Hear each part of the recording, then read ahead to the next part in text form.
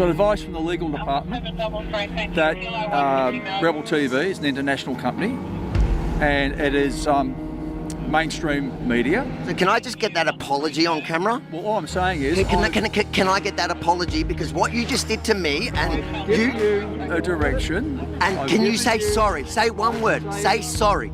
I've given you this. Say sorry. Say sorry. Say it's one word. You were wrong. I was wrong. Thank you. You can wear your mask. Say sorry. Say sorry. Wearing a mask. There you go. Go away. Seriously, don't touch the mic. You're meant to you're meant to be speaking truth to power. Are you here just to take your marching orders? Is that what you're here for? Do you want to go away? Not really. I'm here to do what you should be doing. Yeah? Please take this out of my mouth. I'm going to have you escorted up for security. All right. Do that. What about you? What about you? But you're at a synagogue. Why did you come to a synagogue if it's not about Jews? You find Palestine, war criminals in there. How would you feel if Jews went to a mosque?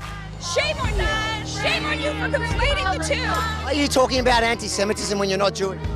Because I've been impacted by anti-Semitism. Are you a Jew? No, people think I am, and I've been called a fucking Jew and had someone threaten to kick my ass because they thought I was Jewish, so it's impacted me as well. We are not anti-Semitic. Are you listening to yourself? Yes. I don't know. This guy's going to get punched out. I just got threatened by the head of news and programming of CNBC. Jackpot. Are you serious? That's him there. Why do you think you deserve so much power? Hey, Avi Yemeni, should I be scared now? Don't push me, bro. What? What are you getting violent for, man? I could push just like you can, mate. Look at these thugs. They fund wars around the world and then you question them. They try not only to intimidate you, but physically assault you. Jacinta, we understand it's easier to run away, but what would you say to the Jewish community for them to believe that you could keep them safe since you failed them for a year and a half? Look at that. Look at, what are you doing? Why are you blocking my way, mate? Jacinta, why are you running away from the tough question? Why are you running away? Like a coward. No Jew can believe you're going to keep them safe. You came for a photo op. Oh, excuse me. Come here. Do you want to tell us? Do you want to tell us why you're so upset with me? You can go get Just like shouting at Jews. Get the out of my face. But you're the one that shouted at me. And you ran after me. Off. I like to talk to people who scream at me. I don't talk to Zionists.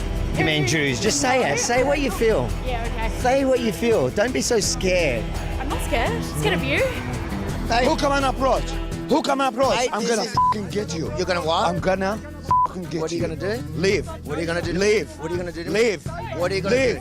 Hey, don't touch are you gonna it. do You to me? came my way. You fuck off. You What are you gonna understand? You came my way. Stay out of the camera. Why? One out. I show you. You want me to show you? Get him up. Can you tell us why you're still wearing a mask? Is that for COVID or to like protect your identity? Oh. Touch my...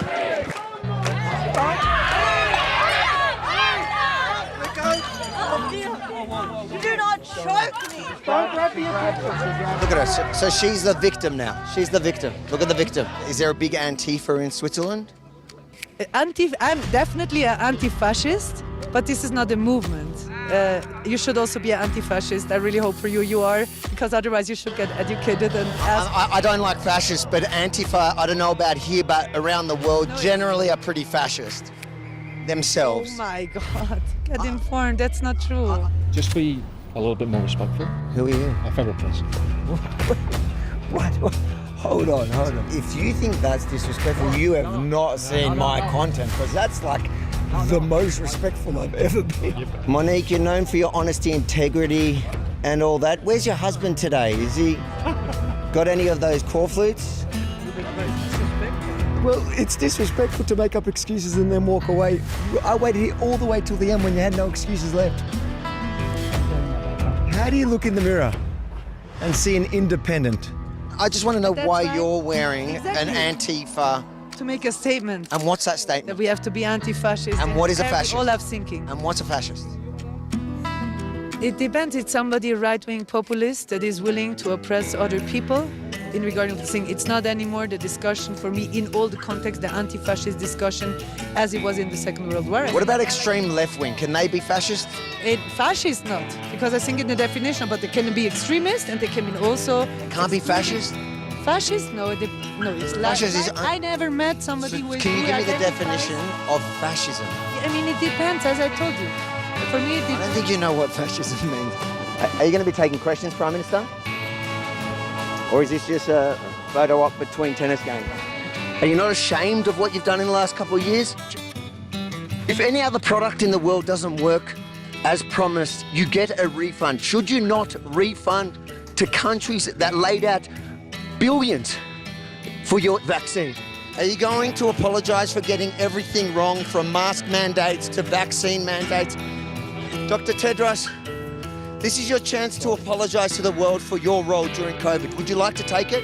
Prime Minister, are you worried to take questions because you saw what happened to Jacinta Allen? Are you scared of answering the tough questions? Yesterday was the first time you didn't conflate anti-Semitism and Islamophobia. Is that because you recognise that a lot of the hate is from the Muslim community? Why is the Prime Minister such a coward? Does he pay you to protect his cowardice? They say regaining trust is the theme this year. Are you part of the reason why they've lost trust in the WEF and everybody finally knows who you are and what you stand for? Thank you, Dr. Tedros, for showing us how transparent you and the World Economic Forum. Many of the arguments that are made against Israel can be made about Australia. Do you agree? Are you on stolen land? Oh, we are on stolen land, undoubtedly. And did we colonise? We did, undoubtedly. So now, if an Aboriginal terrorist group committed the same atrocities, would you agree? No, would swap. I better stop, Avi. Do you know who Lydia Thorpe is? I never heard of it. Linda Burney, no. You don't know Linda Burney? No, I don't know that name. Do you know Jacinta Price? Yeah, I know. I don't know Jacinta Price, but I know of her. Do you know who Linda Burney is? I would never clue. Linda Burney. Do you know her? No, I don't know her. Yeah. She's the Indigenous minister. Does she come here ever? No, she's scared. Do you think she's ever been here? No. No. Why not? I don't know. Because if she's been in Northern Territory, she would have went to Darwin, because that'd be more safe for her, because if she came here, she'd get I reckon. Josh, did you lend the Prime Minister your kipper? Is that your kipper you lent him? How do you reconcile coming to this, putting on a kipper, and your girlfriend is spewing hatred against Israel online? As you say, does she wear a keffiyeh more than you wear a kipper? Is that what happens? If you refuse to move on, you'll be committing an offence. You'll get arrested for that offence. Right, what's the offence? Okay. Failure to move on. Right, under which act? Under which act? Yeah. Mate. He was already arrested. He was already arrested. Was that you? All right, mate. You're under arrest. Failure to move on. Snitches get stitches. James, just so you know, that arrest is more real than the genocide. Are you comparing Trump to Hitler? Well, I guess only time will tell, because... Do you think that's kind of inappropriate, though, to call Donald Trump Hitler, a man that's responsible for some of the worst atrocities in recent history? That was his father's friend. So if that's your friend and he's a bad person, is that wrong of me to call you a bad person too? Older people like you guys, you can't grasp the idea. Excuse me, I'm quite young. All right, buddy. I identify as 19. Why is it harmful that people want to, identify as another gender? How does that harm you? How does it harm you that I want to identify as 19? It doesn't harm me. Okay, so then why don't you accept it? I didn't say I didn't accept it. Do you accept that I'm 19? If you want to say that, it doesn't f***ing matter. It doesn't affect me. So will you take back your statement where you said that I was an old man? What? I support America where Trump is not the president. So you prefer Harris, or you don't care, you just don't want Trump? Let me say it like this. Anybody but Trump. Are you going to vote for Trump? Am I going to vote for Trump? Are you going to vote for Trump? No. Why not? Do you think Joe did well? Do you think Joe even realises he's president? What is it about Kamala that you think is good? Everything. Like a policy? Any policy? He's a normal human being. she's not a fascist. She believes in democracy, and she's not a crook. So, any policy, I asked? I just said. You just personally attacked Trump, but I'm just trying to understand policy here. Shut up. Get out of here. You're such full of shit. Get out of here. Do you guys cause trouble or not? Sometimes. Sometimes. What kind of trouble? Breaking in there. Really? Is that fun? No. Do you get in trouble for it? Yeah. They're throwing rocks at her. Yeah, all good. All good. So there we are. Early on, they're throwing rocks at us already. These are kids out late. Police are barely doing anything. Yep. Go. Yeah. Come. There's a lot. There. Yep. That was us. That's a lot. You're going to hear it now. We've just seen a whole barrage coming out of Gaza.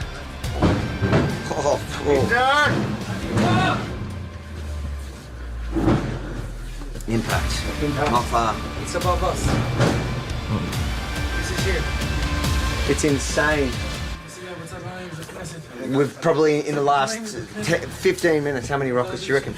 20. 20 rockets? 20 rockets, 15 minutes. In our direction, Yep. targeting us.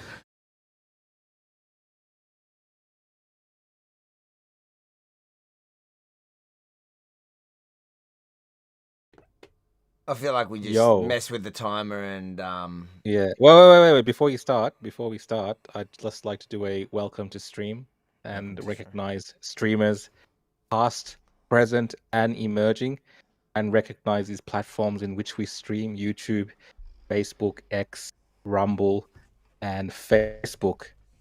And with that, turn your back, mate. I'm done with the acknowledgement of stream. that was so. For the first part of your welcome to stream, I was Babette. I was looking forward, and then for the second part, I was Pauline Hanson. It's been an interesting week for sure. Welcome everybody to the stream. We've got 2,100 of you. 13 just quit. 2,100. 2,100 and a couple left as soon as I turn my back on your welcome to stream. Welcome this Thursday evening. We did miss Tuesday night because I was out and about at the Mornington Shire Council meeting, in which the group of grassroots proud Aussies stood up and fought. We'll get into that conversation a bit later on.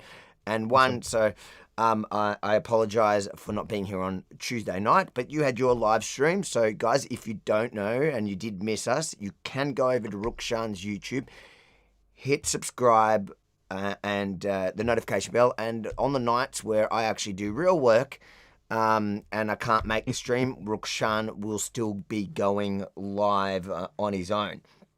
But aside from that, 100%. Guys, remember the way it works. You can comment on either of our YouTubes. Those are the comments below us that will just scroll. We don't manage them. They just go in there. So you can troll me, troll Rukshan, probably more me, troll Rukshan for being friends with me. He loves that. And of course, we appreciate all the super chats. So every super chat we will read, just like we will start on the first one that we have. There we go. Read it out for us. As thanks, mate. A regular. Hello, Avi and Rook and chat. Defund ABC and the E Karens. This is, of course, something that we can get behind. I'm sure most of the audience gets behind this as well. Thanks, Baz. Thank you, Baz, for the super chat, and thank you for everyone that's going to super chat tonight. But I think we get straight into it. We've got a lot to cover tonight, actually. Well, we'll start straight on that story that you just alluded to with your welcome to stream. Let's just, for people that are not completely aware of the story, or just to put the context in there, let's have a quick watch. Acknowledge the Ngunnawal and Ngambri peoples, who are the traditional custodians of the Canberra area, and pay respects to the elders past and present of all Australia's Indigenous peoples. So there you have it. It was a welcome to country in the opening. Obviously, this is the first week of the new parliament. Yeah. The One Nation has 4 senators. Unbelievable. Yeah. And then to their right, there are 2 traitors to the country. Sorry, Look, I had to do that. So in There's- this I think that's, yeah, I was going to say there's many people in that parliament that doesn't agree with the welcome to country, from the Liberals, the Nationals. I think Pauline Hanson and One Nation have chosen a particular gesture to really show that feeling in a visual manner, which has obviously caught the attention of the country. And I'm in Canberra this week. I've been at Parliament and seen kind of what's been going on, and a lot of the focus, Avi, has been on Pauline Hanson and One Nation, and this act that she's done. And it's so interesting to see that something so like this, like the welcome to country and all these kind of things, still is so divisive in Australia that it causes the first week of Parliament in our country be hyper focused on this. I would say 2 things on this. I would say, firstly, in the last Parliament they had 2 senators, didn't they? So they've doubled their. They had 2 senators in the last Parliament. So they've doubled basically their presence in the Senate. And this isn't the first time they've done it, I don't think. I think she always turns around. But this time it's grabbed the world or the country's attention just because it's 4 of them now.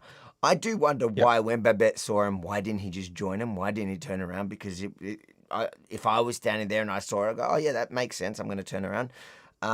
He did do what Babette does. He jumped online and went on about it. But when he was there in the moment, he probably, I guess, didn't think of it because he doesn't think much in the moment. Anyways, that's my personal digs. I'm just going to dig at him until he actually comes on.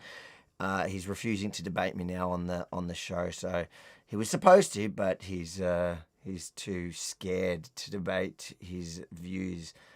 But you've offered to, haven't you? You've offered to host a debate. I'm happy to moderate, but the longer and longer it goes on, getting a bit spicy. So maybe we might need an independent moderator that doesn't know either of you guys. So why? But you've been probably. I'm happy for any moderator, but look, I do find it funny because this was him after. And he's gone, welcome to country. What is it? The welcome to country, an acknowledgement of the country is akin to a humiliation ritual. So if you really believe that, why in the moment didn't you just, why are you there? Why are you're literally, and you could see Pauline turned around. And it's funny because you saw Wong, in that video, you see her look like in utter disgust. Yeah. At them. So the whole parliament realised what's going on. I can't speak in Babette's defence, but I know, for instance, Senator Jacinta Price doesn't agree with the sure, but welcome she's to country. but she is part of. But she vehemently disagrees with it, but she does not turn her back to it. For instance, but she is part of the Liberal. She's a part of the Liberal course. Party. You can't compare an independent who in the Liberal Party. There is sanctions for that, so I can understand the argument. When you are, what is he? Patriots? What's he now? United Australia Party. United Australia. So that's him. He's the whole party. He could turn around. No one's sanctioning him. Anyways, let's get off Babette until he comes and agrees to debate. I just want to quickly say a shout out because there was no message. Darth Vader, thank you for the super chat. Really appreciate it. Thanks for your generosity. But let's go on to how it played out today, the reaction to that in Parliament today, yeah? Yeah, let's play through it. I think it's quite interesting. Thank you, President. I've sped it up a little bit. Questions be placed on notice. Thank you. Minister McCarthy? Thank you, President. I seek leave to make a short statement of no more than 5 minutes. Is leave granted? Yes, leave is granted. Minister McCarthy? Thank you, President. I speak today as a Yanyuwa Garwa woman. We are known as Liantha Wiriara, which means our spiritual origin comes from the sea country, and we talk from the heart. I speak also today as a proud First Nations member of this Parliament. on behalf of and alongside my colleagues, Senator Jana Stewart, Senator Dorinda Cox, Special Envoy Marion Scrimger, the Member for Robertson, Dr Gordon Reid, the Member for Leichhardt, Matt Smith. And I speak today as a visitor to Ngunnawal country, welcomed beautifully this week by Auntie Violet Sheridan. I speak to the Senate about respect. This week, the first week of the 48th Parliament, we've seen deliberate acts of disrespect in the Senate from One Nation senators. We've seen those senators come into the chamber for the acknowledgement of country, a long-standing part of the Senate order of business, purely to make an incredibly childish stunt, and a very hurtful one, of turning their backs on that proceeding. These senators aren't required to be in their Senate for the acknowledgement of country. In fact, they haven't been in the past.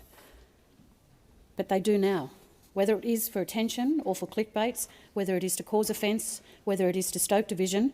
These senators have made a deliberate decision to disrespect First Nations Australians. You'd think that have learned lessons from the election, President. You'd think that have heard the clear message from the... I just want to stop a second and react. I think we'll react as we go ahead. There's a couple of things that's interesting to me. There is, first, I didn't realise in the past they've just not been there. Now they've made the point to... Well, yeah, since Parliament started, I think Pauline Hanson's been there for the start of each session, at the very start, because that's the first thing that they do is the acknowledgement of country before the Lord's Prayer. So her 4 members have made sure that they are there at the very start, ready to go, and they've turned their backs. I think that's what they're. But I'm saying in the mentioning. past.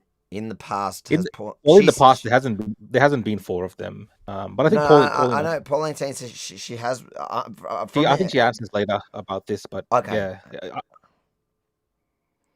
But the other thing was that what I found interesting was, she says that the election gave like a clear message to the people. Well, what about the voice to Parliament, right? Where was that message heard? And the election to One Nation specifically was they doubled their presence. It's the wrong group to be talking about. It's literally the group 100%. That doubled their senators in that room. So you're saying that from the election you learnt something. If anything, One Nation has learnt.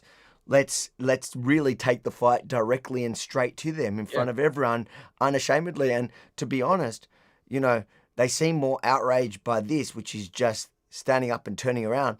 Far more outrage about this than they have been by the numerous Greens protesting, including what's her name, Faruqi. Although they are censuring Faruqi, but what Faruqi did is actually against the rules.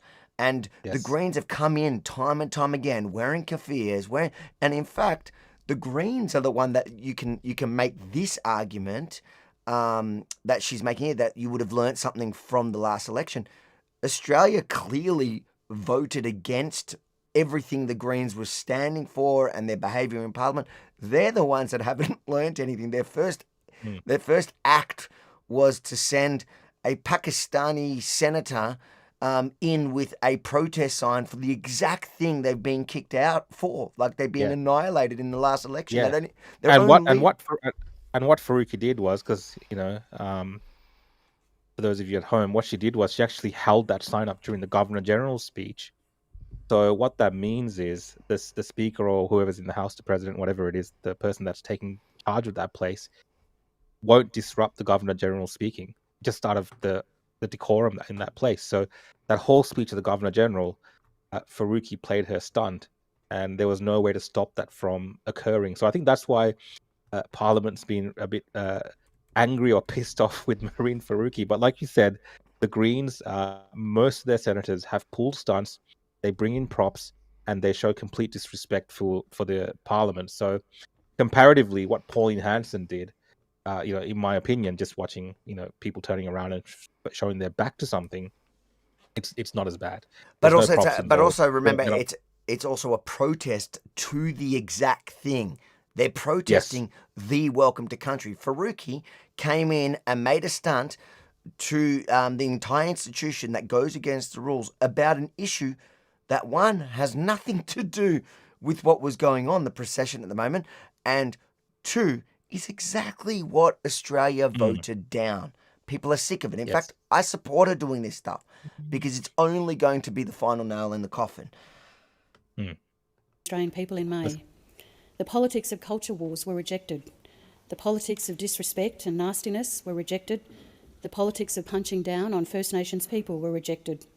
And we've just had 3 years of people in this place trying to do the opposite of that. Attacking welcomes to country, attacking acknowledgements of country, and trash-talking First Nations communities and representatives, undermining efforts to show respect for First Nations Australians. And the Australian people made their rejection of that division and cynicism very, very clear. Our government is committed to a different way of operating, and we listen to people and we treat them with respect, even when we do not agree with them. We won't be swayed by the gales of divisive culture wars wherever it comes from. Our government knows that the key to our success regarding First Nations people and on all issues is an approach of respect, listening and approaching with a mind open to the truths of the past. And our government doesn't attack First Nations Australians but recognises them. We see them, we hear them. Our government will continue to listen to the people who have been here for countless generations, from Fitzroy to Fitzroy Crossing. The longest continuing culture on earth. Our government engages with First Nations peoples, seeks the benefit of their experiences to build the success of this country as a whole. Our government acknowledges them and their dignity. And that's what an acknowledgement of country is about, President. As the Prime Minister put it on Monday, it is a respectful way of us beginning our deliberations here in Canberra, which of course means meeting place. And it is a reminder as well, while we all belong here together, that we are stronger together and we belong. What a welcome to country does is hold out like a hand, warmly and graciously extended, an opportunity for us to embrace and to show a profound love of home and country. I urge those senators, in particular the new senators, take a moment of how important it is and how precious it is to stand here as a senator in this Senate representing your state and indeed representing all Australians, including First Nations people. Respect and acknowledgement goes both ways. I urge all senators to remember who you work beside, who you walk with, and even when we disagree, we have a chamber here where we can discuss in a manner that is far more respectful than we've seen in these previous days. I find it Senator Hanson. find it interesting, you know, just the way that the word plays. Like if you pay attention, the way they talk about all Australians and also First Nations. So Yeah. it's always Dividing like them they already. want to they want to create this thing where everyone's like the same. We're all Australians, and First Nations, and it's a separate welcome to country from the First Nations to all Australians, but they're I also also can't Australians. help but laugh when they say, what's the narrative now? That they are the longest living culture. Longest continuous culture, which I call BS on as well. I think it's the figment of people's imaginations, how that's There's portrayed. zero. I don't even know that what that means. Like, is it because other cultures who have been around for as long or as longer, just because they had contact with other civilizations, does that kind of make it like them any less? Or you know what I mean? There's It's longer. so ridiculous. It's the It's just a maddest thing. ridiculous claim. They're just trying to add weight to their Indigenous argument. Remember, these are also the same people that argue and Jews don't and have I- any claim to and I just Israel for wanna say, 3,000 years.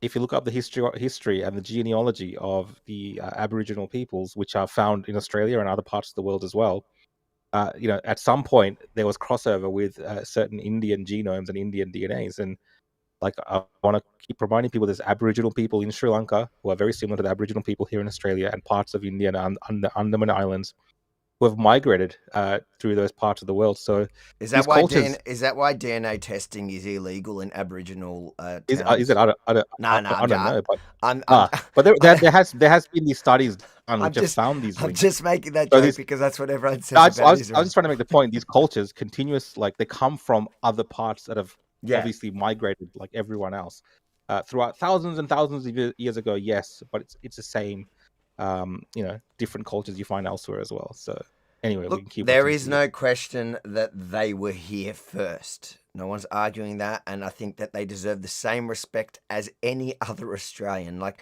an Aboriginal that is 40 years old has been here just as long as I have. Some of them have had more trials and tribulations. Some have had it easier. They've certainly been given a lot of stuff off our tax dollars to try and make it easier. Does that mean it's great for everyone? No, there are major problems, and we've seen it personally. Like you saw in that little clip, you and I, when we travelled to Alice Springs, we saw a lot of the hardships within Aboriginal communities. But trust me, it has nothing to do with whether Pauline Hanson is respecting the welcome to country or not. It has more No. to do with local community problems. We don't have to go down that rabbit hole now. But let's listen to Pauline's reaction to that talk down, that smack down. Thank you very much. Well, Senator, you need to seek leave. I seek leave to make a short statement. Is leave granted? Leave is granted for 5 minutes, Senator Hanson. Thank you very much. Senator Melodiri and the other members of the caucus, First Nations caucus, as you call yourselves, I do understand and respect, and you're asking for that respect, and, you know, as Australians. All we do, or One Nation does, and the rest of Australian people, is we're wanting the same respect back. The respect back that we are still part of this nation, that we are people that have born here, people that have migrated here, that we also want acknowledgement and respect to the nation. To constantly be told this is not your land, Aboriginal land always was, always will be. You are disenfranchising me and many other Australians. The welcome to country was not culture or tradition. It was actually introduced into Australia by Ernie Dingo in the 70s in relation to New Zealand having the haka. Welcome to country has not been a tradition of this parliament and has only just been introduced in the last few years. This has not been a stunt that I pulled just this week. I have turned my back on it for the past 3 years. Yeah. I am acknowledging the Australian people who voted against the voice. They don't want this division that's happening in our country.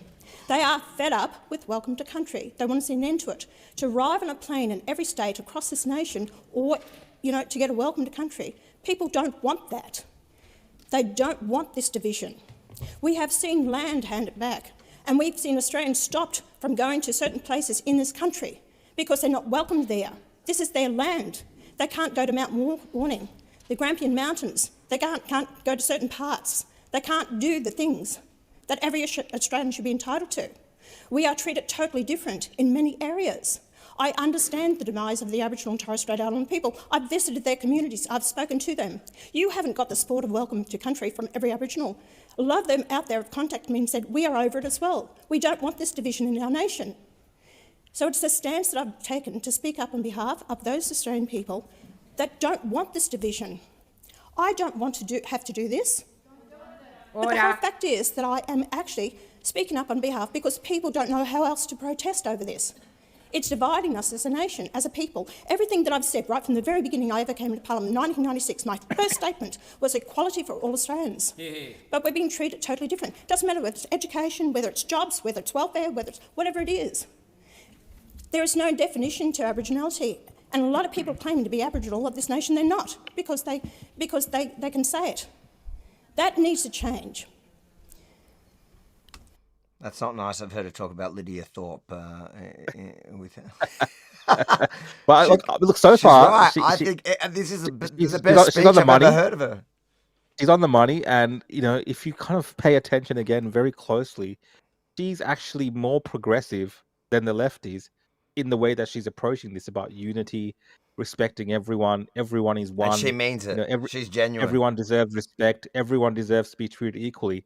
This is like a very kind of left-wing progressive kind of stance. But when you talk about a nation, of course we should be under the one flag. We should not need to be welcomed to our own country and to our own homes. It makes no sense. So she's being very respectful in her manner and in her tone and in her delivery.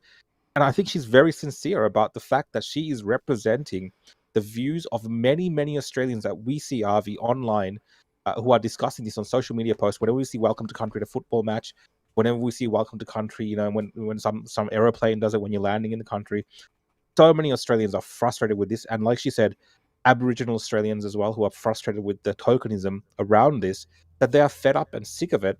But the Parliament House, they cannot help themselves but make this front and center and just keep reminding people in this country that in your houses of parliament, where the power resides of the people themselves have had to be humiliated and give that power to some concept where Pauline Hanson, she says it was created by Ernie Dingo. Now, whether that's right or wrong, I don't want to debate that. But if that is true, then it's a very new invention. The ancient peoples that maybe have lived in Australia, the Aboriginal peoples, they never practiced this. So it's all been invented, all been created by these socialists and these Marxist type By the white individuals man, for the white man. by the white man as well, by these progressives, and their creation has obviously led to a type of apartheid where we are separated as Australians, and it needs to end, it's and designed to I make agree them. totally. It's designed either to make them feel better or make them look better. It's a virtue signaling. That's all that is.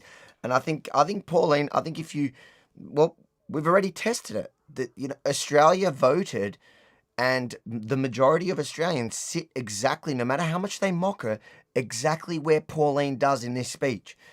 Yeah. And to be fair, this is one of the best speeches that I've heard from Pauline, and it sounds like it's just coming from the heart in response.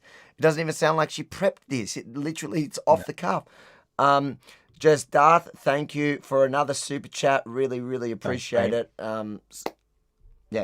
Grateful for the support. You are the guys, or those of you that are super chatting and sharing. Guys, make sure to share the stream. Help us get the views. If not everyone can afford to super chat, but we appreciate every one of you viewers. Those of you that do want to get involved in the conversation, you can super chat, put the comment. We'll actually either respond to answer a question or just engage in the conversation, whatever it is that you happen to bring up. But everyone else, make sure to hit like, share, help the algorithm get the numbers up and get this community growing. It has been really good lately. We've grown a community here that I'm recognizing. I'm seeing a lot of names that have become familiar to me. Let's continue watching this. As I said before, I'll say it again.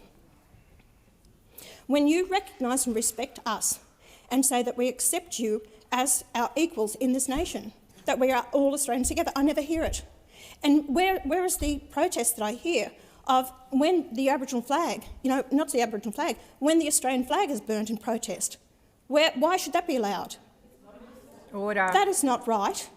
I've seen protests from Aboriginal people. I've seen the racism that's been thrown at me because I dare raise issues and I call for equality, so I'm supposed to be the racist of in this nation because I question things. That's not racism. Racism means that you believe your race to be superior to another. I have never, ever indicated that at all. I question. And all I have ever questioned is equality for all Australians. Yeah. And I will stand by that. And I've been the one who's actually gone up to these communities, come back to see the Minister for the Aboriginal Affairs, and I've advocated for jobs at Uluru, Ayers Rock, for those people there. I've advocated for housing up at North Queensland, Bamaker. I've advocated for a lot of issues to do with Aboriginal people and the corruption that's going on in these communities, land councils, everything like that. I've advocated for these people. A lot of Aboriginals come to me. Senator Hanson, the time for your contribution has expired. Senator Waters. Thanks, President. I seek leave to make a statement of no more than 5 minutes. Is leave granted? Leave is granted, Senator Waters. Thank you, President. Well, it's a bit rich to get a lecture on First Nations culture from the likes of Senator Pauline Hanson. And it's also a bit rich to get a lecture about not wanting division from the likes of Pauline Hanson's One Nation, who seems entirely blind to her own privilege. It is not welcome to countries, an acknowledgement of countries that is dividing this nation. It is racism. An opportunism. Isn't that... there we go, the Greens. Yeah, everything the Greens says is like mass projection. The racism that we've seen in the last couple of years has come from the Greens, from them, and Australia voted them out. That's the difference. Yeah. Australia at its core is not racist. They do want equality for all, for every Australian, and that's why so many Australians. That's why the voter base of One Nation is growing, while the Greens are shrinking, because in the last couple of years they've been clearly, blatantly racist in the corridors of power. Yeah, racist. They've been the party of terrorism. Of division, of hate, of everything that they claim Pauline Hanson is. Yeah, and if you're talking about disruption of, the sanctity of Parliament, things like this, Greens were running around the other day, giddy. Like Larissa Waters, these guys were giddy and excited and smiling as they were running around to join the pro-Palestinian protest. Look at her earrings. Look at her earrings. She's wearing protest freaking earrings. She's wearing protest earrings. Yeah. It is the protest party of division. And yesterday, she actually stood up and supported Marine Faruqi's right to hold that sign up. You have to understand, like, he's saying that turning the back is disrespect, blah, blah, blah, blah. At the same time, holding up that sign and, disrespecting Australia, really, that's what Marine Faruqi did, is okay. So the Greens are all over the shop. I reckon we have a referendum on whether Australia should keep Pauline Hanson or Larissa Waters. And the one that loses just has to go anywhere. Go anywhere. Can we add Faruqi to that as well? Faruqi, are you talking about Faruqi or Larissa Waters? I was just saying Larissa Waters in this case. I'm happy to listen. I don't want to make it unfair. Putting Faruqi on it, she's going straight on a boat. She's out. So I don't want to do that. That doesn't sound like a fair. That doesn't sound like a fair. Brett, thanks for the super chat, Brett. Evening, chaps. Prayers for the Drews. Yeah, definitely. You're seeing horrific things coming out of Syria. Something, we can't even play those kind of videos on these platforms. I mean, we talked about it last week, didn't we, Avi? Yeah. And it's continued on, and there's been very little focus and attention on it from these typical Western humanitarians that love to, say how humanitarian-minded they are. You won't hear the Greens talking about the Druze. No. And what I find funny is that anybody who is answering, so I did see, Piers Morgan answering the and Dave Smith. He had Dave Smith on there. Him and Dave Smith were talking about how great they are, and they were responding to the criticism that they weren't talking about the Druze. And the immediate way that somebody like Dave Smith will pivot, he goes, it's Israel caused it. Netanyahu took responsibility he took the credit for Syria, which is it's a twisting of the truth. What he was taking credit for was the fall of Hezbollah, which was Bashar al-Assad's support network of terrorists on the ground, who, by the way, killed hundreds of thousands of people. They're not the good dudes. And it was the Turks that really backed those militias. They're still backing them. But whatever, don't let the truth get in the way of it. They said, and the argument is Israel bombing Syria. Israel is not fighting in defense of the Druze. They couldn't care less about the Druze. But in real actual fact, Israel has a very, very, big place in their heart. You ask any Israeli how they feel towards the Druze community. There is affection. There is real love between the Druze community in Israel and the Israeli population, just because the Druze have been such good citizens, fighters, true patriots within Israel, who the Druze in Israel look over the border at Syria and Lebanon, and they feel privilege. You want to talk about privilege? They love to throw that word around. The Druze in Israel feel privileged that they're in a country that will fight to defend them, a country that treats them as equals, a country that you have a chance to prosper, and you don't have to worry about Islamists backed by the government or Islamists rebelling against the government. Like whatever it is, you don't have to worry because you are seen as an equal. And so the entire humanitarian, the Greens, the woke right, the woke left, everybody that's been standing for the Palestinian cause could not give a crap about the horrific images, and their only defense that they'll bring is that they say that Israel doesn't care, which demonstrates how much they do not understand the politics in Israel and in that region, and they, a lot of these people a week ago couldn't tell you what a Druze is. They would have thought you're saying Jews wrong. Let's quickly finish this, and then there's a couple of super chats, and because we've got to move on. I stand in support of the statement made by Senator McCarthy, eloquently spoken as always. And I note that we stand here on Ngunnawal and Ngambri land, over which sovereignty was never ceded. Never ceded. And that we all take pride in the longest never continuing ceded, but culture they've on built the a planet, parliament and on it. that is a source of strength for all of us. It enriches all Australians. Now, I'm pleased that we have an acknowledgement of country incorporated into our parliamentary processes. We know. And I want to acknowledge that it took many years of many good people pushing for that before this chamber as a whole agreed to do that. That was a moment that made us all bigger. And I'm proud of that moment. I'm also pleased that after the discussion of respect in this chamber yesterday, that this issue of the Pauline Hanson One Nation senators turning their backs on an acknowledgement has been raised in that context. I note that it's not a censure motion, but I acknowledge that it was a respectful contribution made by Senator Malandiri McCarthy. And I would like to finish by saying the Greens are looking forward to working on issues to genuinely close the gap and looking forward to working on issues of the over-incarceration of First Nations people and the continued shameful record of Aboriginal deaths in custody, over which a really important Royal Commission... Yeah, blah, blah, blah, blah. You don't care about any of that. And you can go through and watch all the, the facts about even the Aboriginal deaths in custody. I've gone through all those numbers. They're all lies. Everything they say lies. In fact, you want to know a quick statistic? Aboriginal in custody, the average lifespan of an Aboriginal in custody is higher than an Aboriginal in the community, okay? So I'm not saying lock them all up. What I'm saying is they twist every single number. And I know we've got a super chat here asking, why are watermelon earrings protest earrings?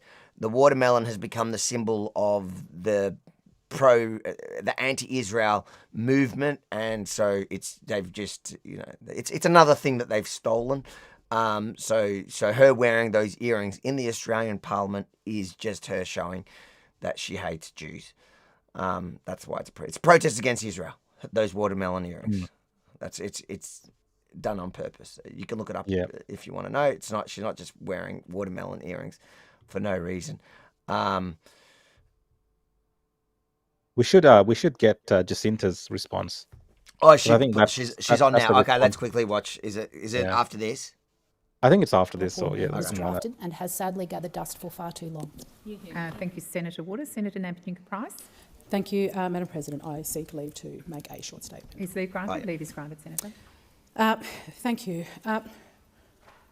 What concerns me as an Indigenous Australian, as a member of this Parliament, what the issues that come from what we're talking about right now is the ideological way in which Indigenous Australians are objectified, and I mean in such a way that we are used as a political token for political point scoring.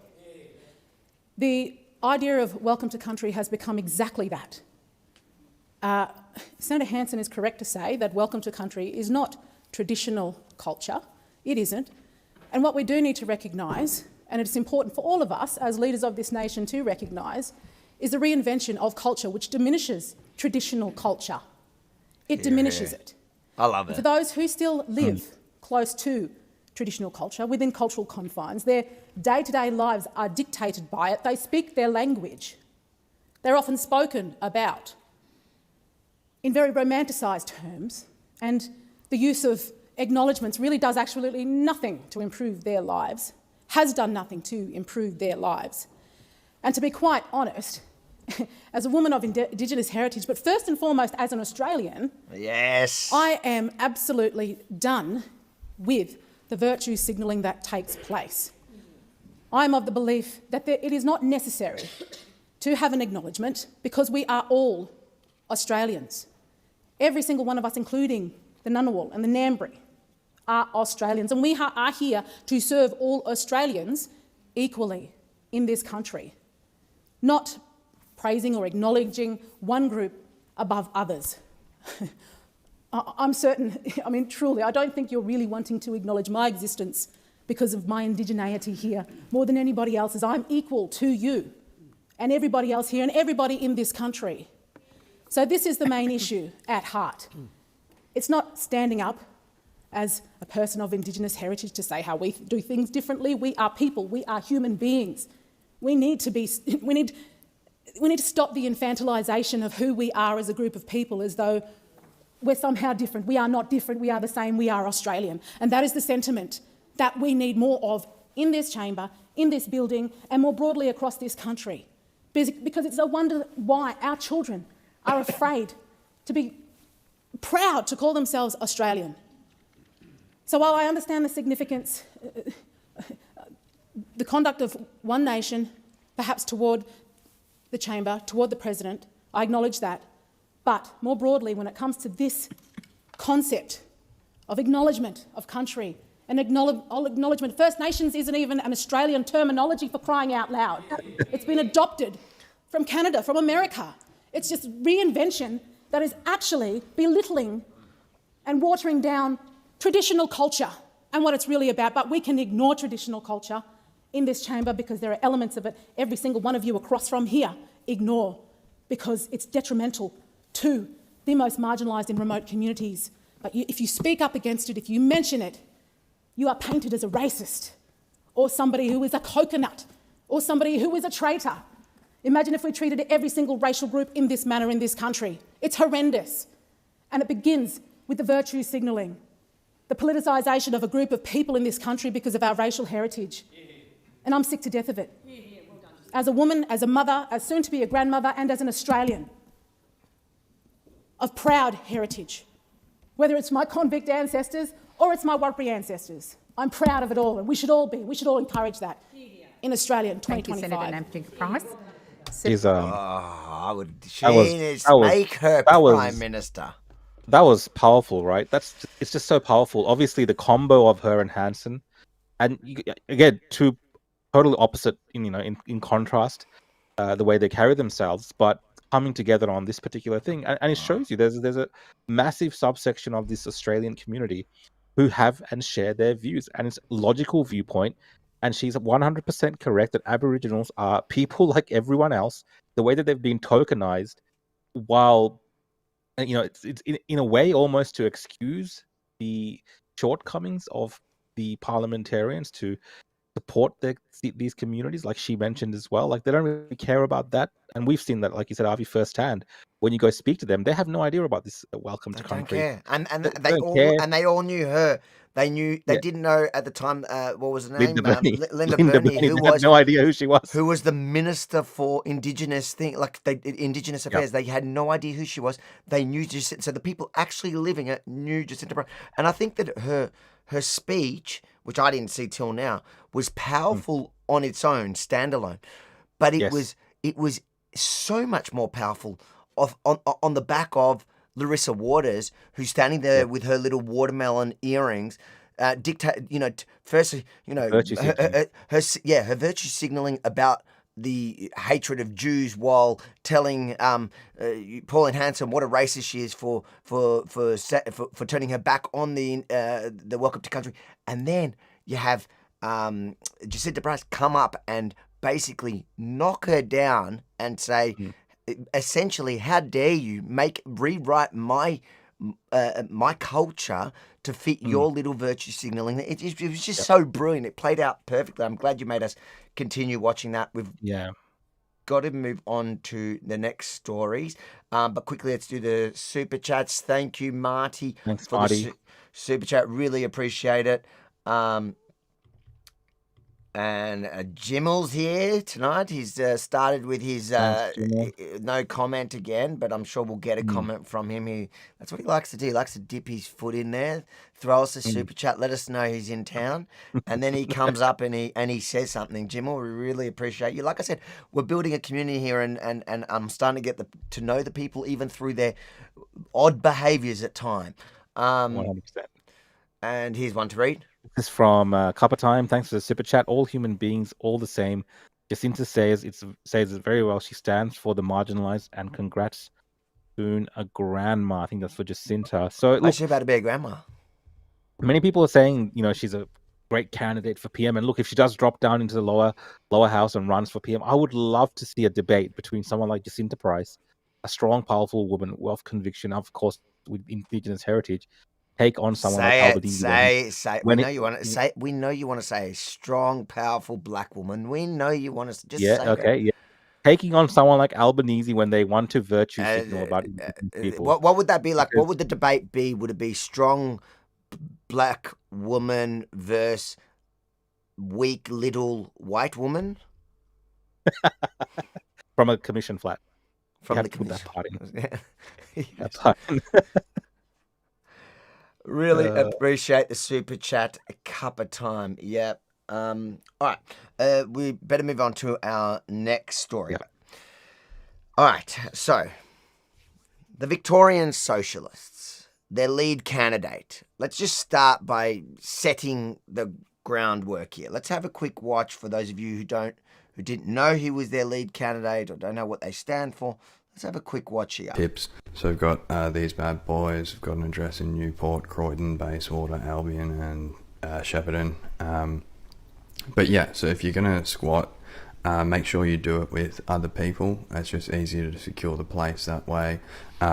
Also, consider joining Rahu or your local housing union. There's quite a few around.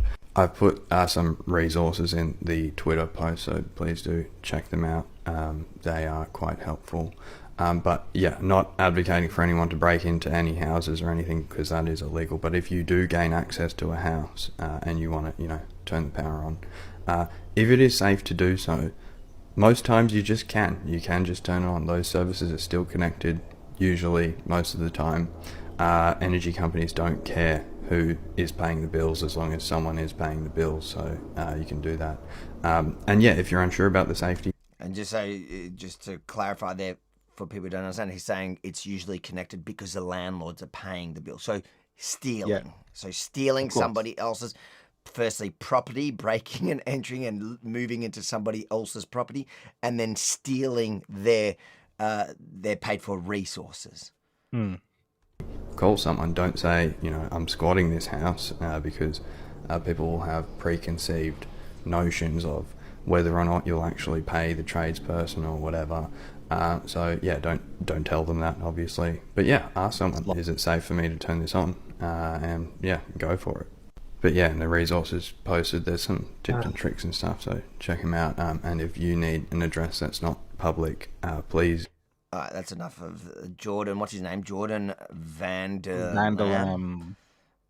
Yep, Jordan Vanderlam. I did try to get in touch with him to get him onto this show, but he has not recently, but during the election I tried, remember, and he has not. So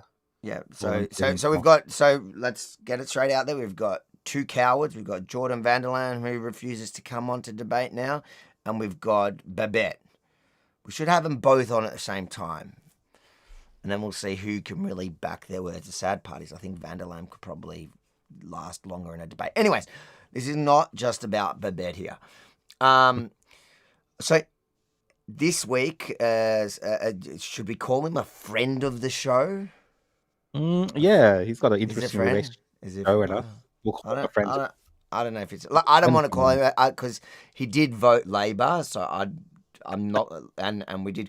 Anyways, there was a little stunt that he pulled off, which I thought was hilarious, right? So he's essentially gone to the Victorian Socialists headquarters. I'm just trying to bring it up as big as I can. Yeah, there we go. Oh, man. So the Victorian, Drew Pavlou, who's got, what flag? Why doesn't he have an Israeli flag on there? I wonder. It's very, very interesting, I know. Why doesn't he have an Israeli? Anti-Semite. I know. Anyways, the Victorian Socialists officially support breaking into homes and squatting. So I thought I would take a sleeping bag and pillow and try sleep in their front office for a few nights. They threatened to call the police on me as an unhoused neurodivergent.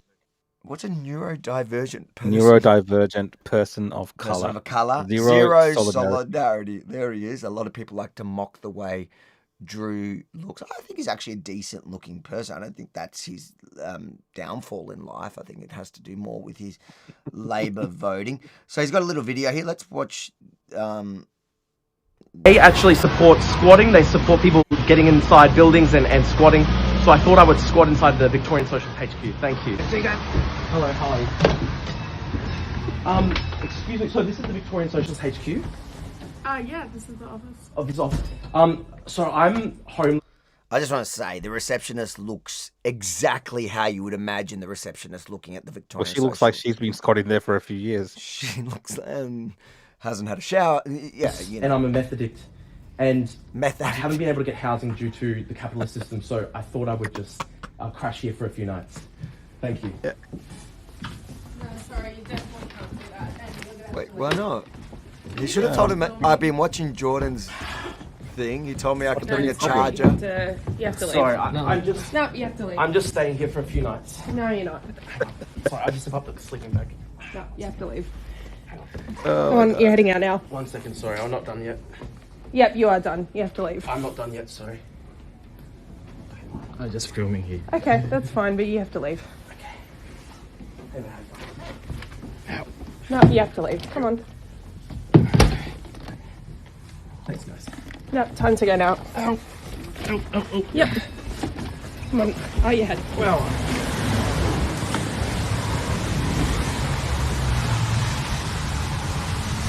God, you should have stayed.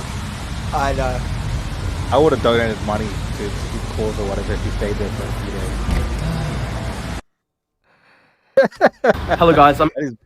That's probably Drew's finest work. Finest work. He should stick to doing these stunts, I reckon.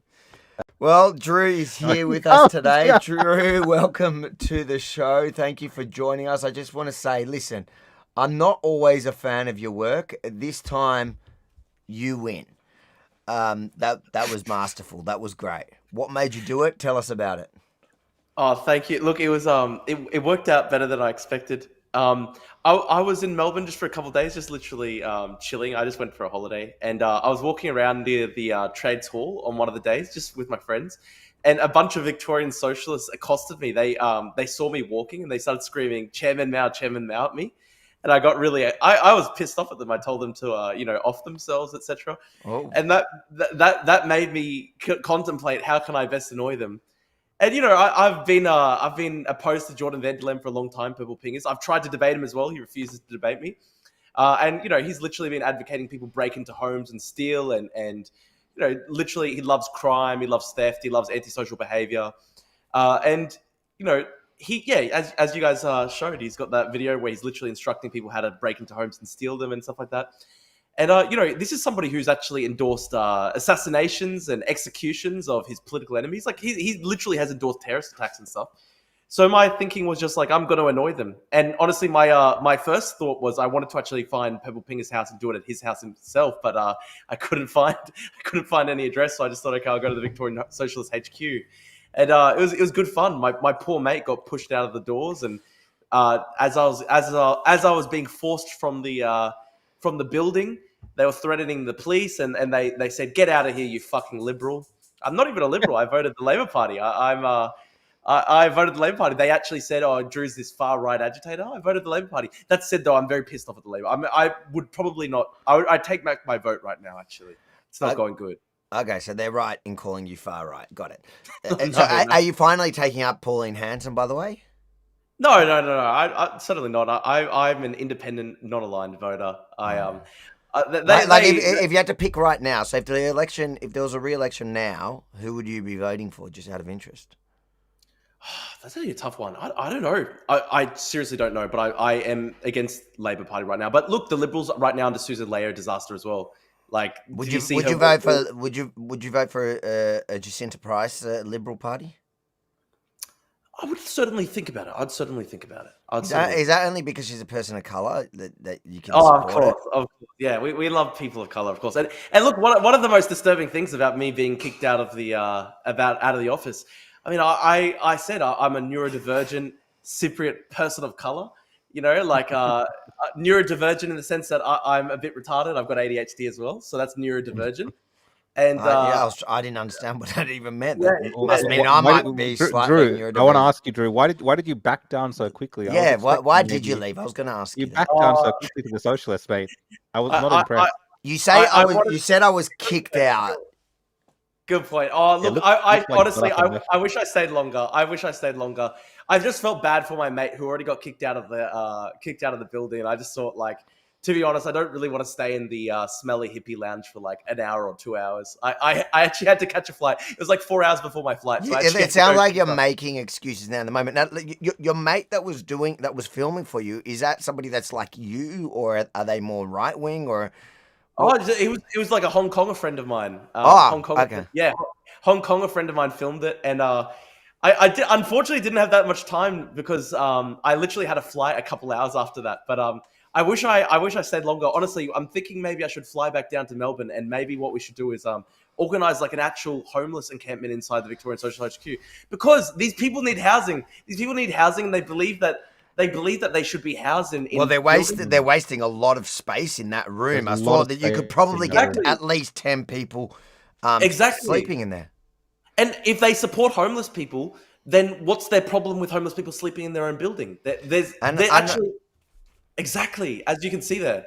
So I also did notice you said the Victorian Socialists sell anti-land merchandise, but kicked me out when I tried to sleep on the floor in their office. Disgusting hypocrisy. Look, I don't know. So they are. Look at the bag, Ivy. Read what's on that bag. Don't vote.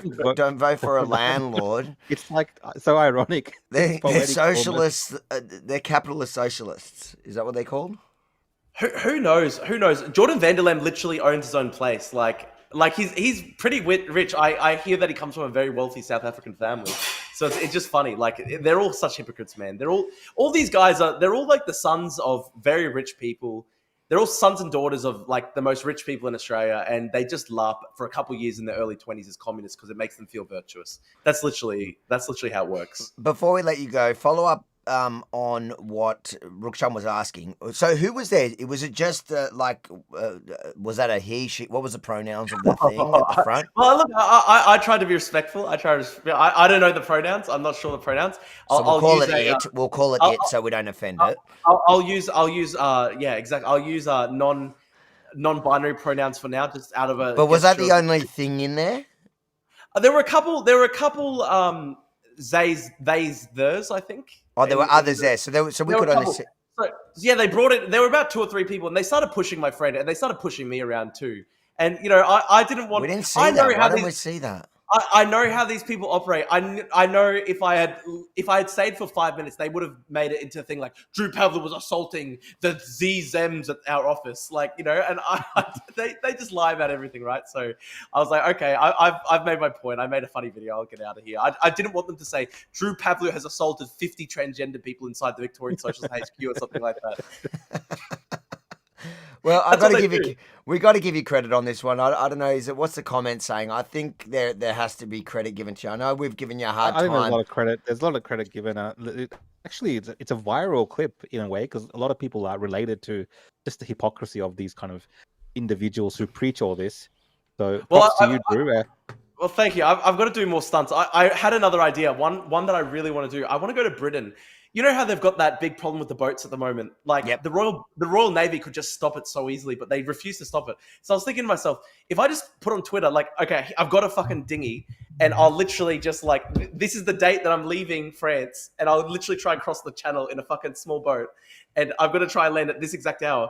What would they do? They let anyone through. So if I just made it really public, and nobody could think I'm a genuine refugee. So if I just say I'm not a genuine refugee, I'm doing this as a troll, I'm going to be here at this exact time, will you stop me? Let's see what happens. I'm thinking about this one. Do it. Yeah, I take no responsibility for what happens. That's one way to get yourself thrown onto a blacklist of travel. I wouldn't want to. That part's bad. We'll have to think about it. Getting deported never helps. Yeah, true. You've been deported too. No, yeah, but I did fix it, but it takes a long time, and so I got deported from the US, and it took me a long time to. The US? Why the US? I know about the New Zealand one, but what happened in the US? So New Zealand was the second one, and the US didn't help me. The US, I got deported when I went there to confront what was his name? Jim Jeffries. Jim Jeffries, after he stitched me up. And I had it all recorded. You don't remember? That was old. So yeah, why did they deport you though? Oh, so Comedy Central called the FBI, supplied photos of me in the Israeli army, and alluded to me having potentially extremist and terrorist links. Oh. And so they pulled me up in the airport, and I walk into this room. It was the most bizarre situation. I was traveling there with Sydney Watson, but she has American citizenship. She got pulled in as well by the FBI. Really? We got pulled into separate rooms. I get into this room. You're pulled off when they're checking your. I think they were checking my bags. They checked my bags for a second. It's like this really thorough search. I was like, what is going on? And they go, oh, follow us. And then went through into this room, and then there was a man and a woman there going, hi, I'm agent this, I'm agent that. I'm like, oh, hey, agents, how you doing? They're like, and then they start, this was in LAX, and they start reciting to me the two-party consent laws, filming laws, and I'm like, remember, you're coming from Australia, you're already tired, you're happy to have just arrived. I'm like, what are you on about? And then I realized what they were talking about, and I'm like, do you guys think I'm filming? You think I'm filming? You think I'm... And they're like, yeah, we're just letting you know what the laws are here. And I'm like, what do you guys have checked my bags 1 million times. You've checked everything. What do you think I am, the Mossad? Comment, don't answer that question, please. This is a very diverse show, Avi. You've got a Sri Lankan man, a Cypriot POC, and then we've got the host who is a POC who's been deported from 2 countries. How could any leftists oppose this? Yeah. Yeah, but anyways, I ended up getting deported. Then not for that just sparked a technicality they found on the visa, and then that also got me in trouble with New Zealand because once you get that's what I'm saying to you. If you get a deportation on your name, so then when I was fighting to get back into New Zealand, they look at your other deportations and they go. So then, but luckily I got a visa to America after that. So I was like, nah, look, they've checked, I'm cleared. And then I get a visa to New Zealand. So now I'm like never been deported. I'm good. Oh, there's a comment here. It says, "Is Avi pro-Israel?" I've never heard. Avi, are you pro-Israel? We don't know. No, what do you mean pro-Israel? The Zionists. Oh no, they've infiltrated the Avi Yemeni podcast. That's Rukshan. I'm. You know what? I just want life to be easier. So I'm just. If you can't beat them, join them. You know. What I'm going to do is, I'm just going to do what every podcaster does now, what every like influencer who doesn't stand for anything. I'm just going to go full anti-Israel. You know, privately I'll actually support and fight for Israel, and I might even go there to join the army again, whatever. But my public appearance, I'll just go with the flow because, you know, whatever. Like, why don't I fight 2 separate battles? I can have my public PR battles, which I'll just join the mob. And then, you know, the real fight that matters. Quick question, because I know I got to go soon, but I heard you talking about Babette at the start of this thing. What's going on with Babette? Because I saw Babette was going really anti-Israel and all this stuff. So when we're talking about that, people, you know what Babette says? Babette goes, Avi knows I'm not an anti-Semite. It's like, yeah, I know you're not an anti-Semite. I know. Okay, let me make it clear for you. Babette is not an anti-Semite. I think he's worse than the anti-Semites because at least the anti-Semites believe the shit that they write. Babette does not believe. Babette does not believe half the things he writes. He's a clout chaser. Everything he does. The only reason that guy is in Parliament, his whole thing is for clicks on the internet. He is the biggest flop we've ever. Maybe not ever, but it's such a disappointment. When did you guys start fighting? Because I remember he was on the election podcast and everything. Yeah, well, even on the election podcast, I called him out over the Trumpets and Patriots. But no. Hold on. When I saw his tweet, I messaged him. And then I messaged him, and I messaged him privately, and I invited him on the show to debate. I may have said your dumb tweets. I want it, and he's like, none of them are dumb. Which one's dumb? I'm like, literally all of them. If you don't think they're dumb, let's debate them. But he won't come on now. He's refusing to come on. Really? He was supposed to. I was supposed to be in Canberra this week to debate him, and he pulled out, and now he hasn't. Now he's not answering. That's a shame. Babette is weak. Prove us wrong, Babette. Come on. Anyone in the comments, everyone that loves Babette, tell him to come on. Tell him to stop being so. Stand behind your tweets. What was the actual thing he posted about Israel again? And you know he's done a heap, but you know it's not even just about Israel. It's all the politics. Like the thing is, half of what he says, the old stuff, I agree with. But then now he's just you know what his politics are? Follow what Tucker Carlson. Follow what Tucker Carlson and Candace Owens are doing because in America they've gained clout. So this is the way to clout. It's not based on real belief system behind it, and that's why he doesn't want to debate it because he can't actually defend half his positions, especially because unlike that all comes from Tucker and Candace are getting it from Nick Fuentes, so it's all just like this one fucking idiot guy, and it's just like a slot machine. It goes from Nick Fuentes to Tucker and Candace, and then to Babette. It's disappointing that you see it infiltrate our thing, especially with somebody that I thought could at least would stand up for things and stand up for the things that we believe in. But like so, I want to say one thing. I want to say one thing, right? Like there are these these new parties on the right? Like you get like Gerard Rennick, you get like Babette and stuff like that, and they're supposed to like be bringing this new energy and stuff like that.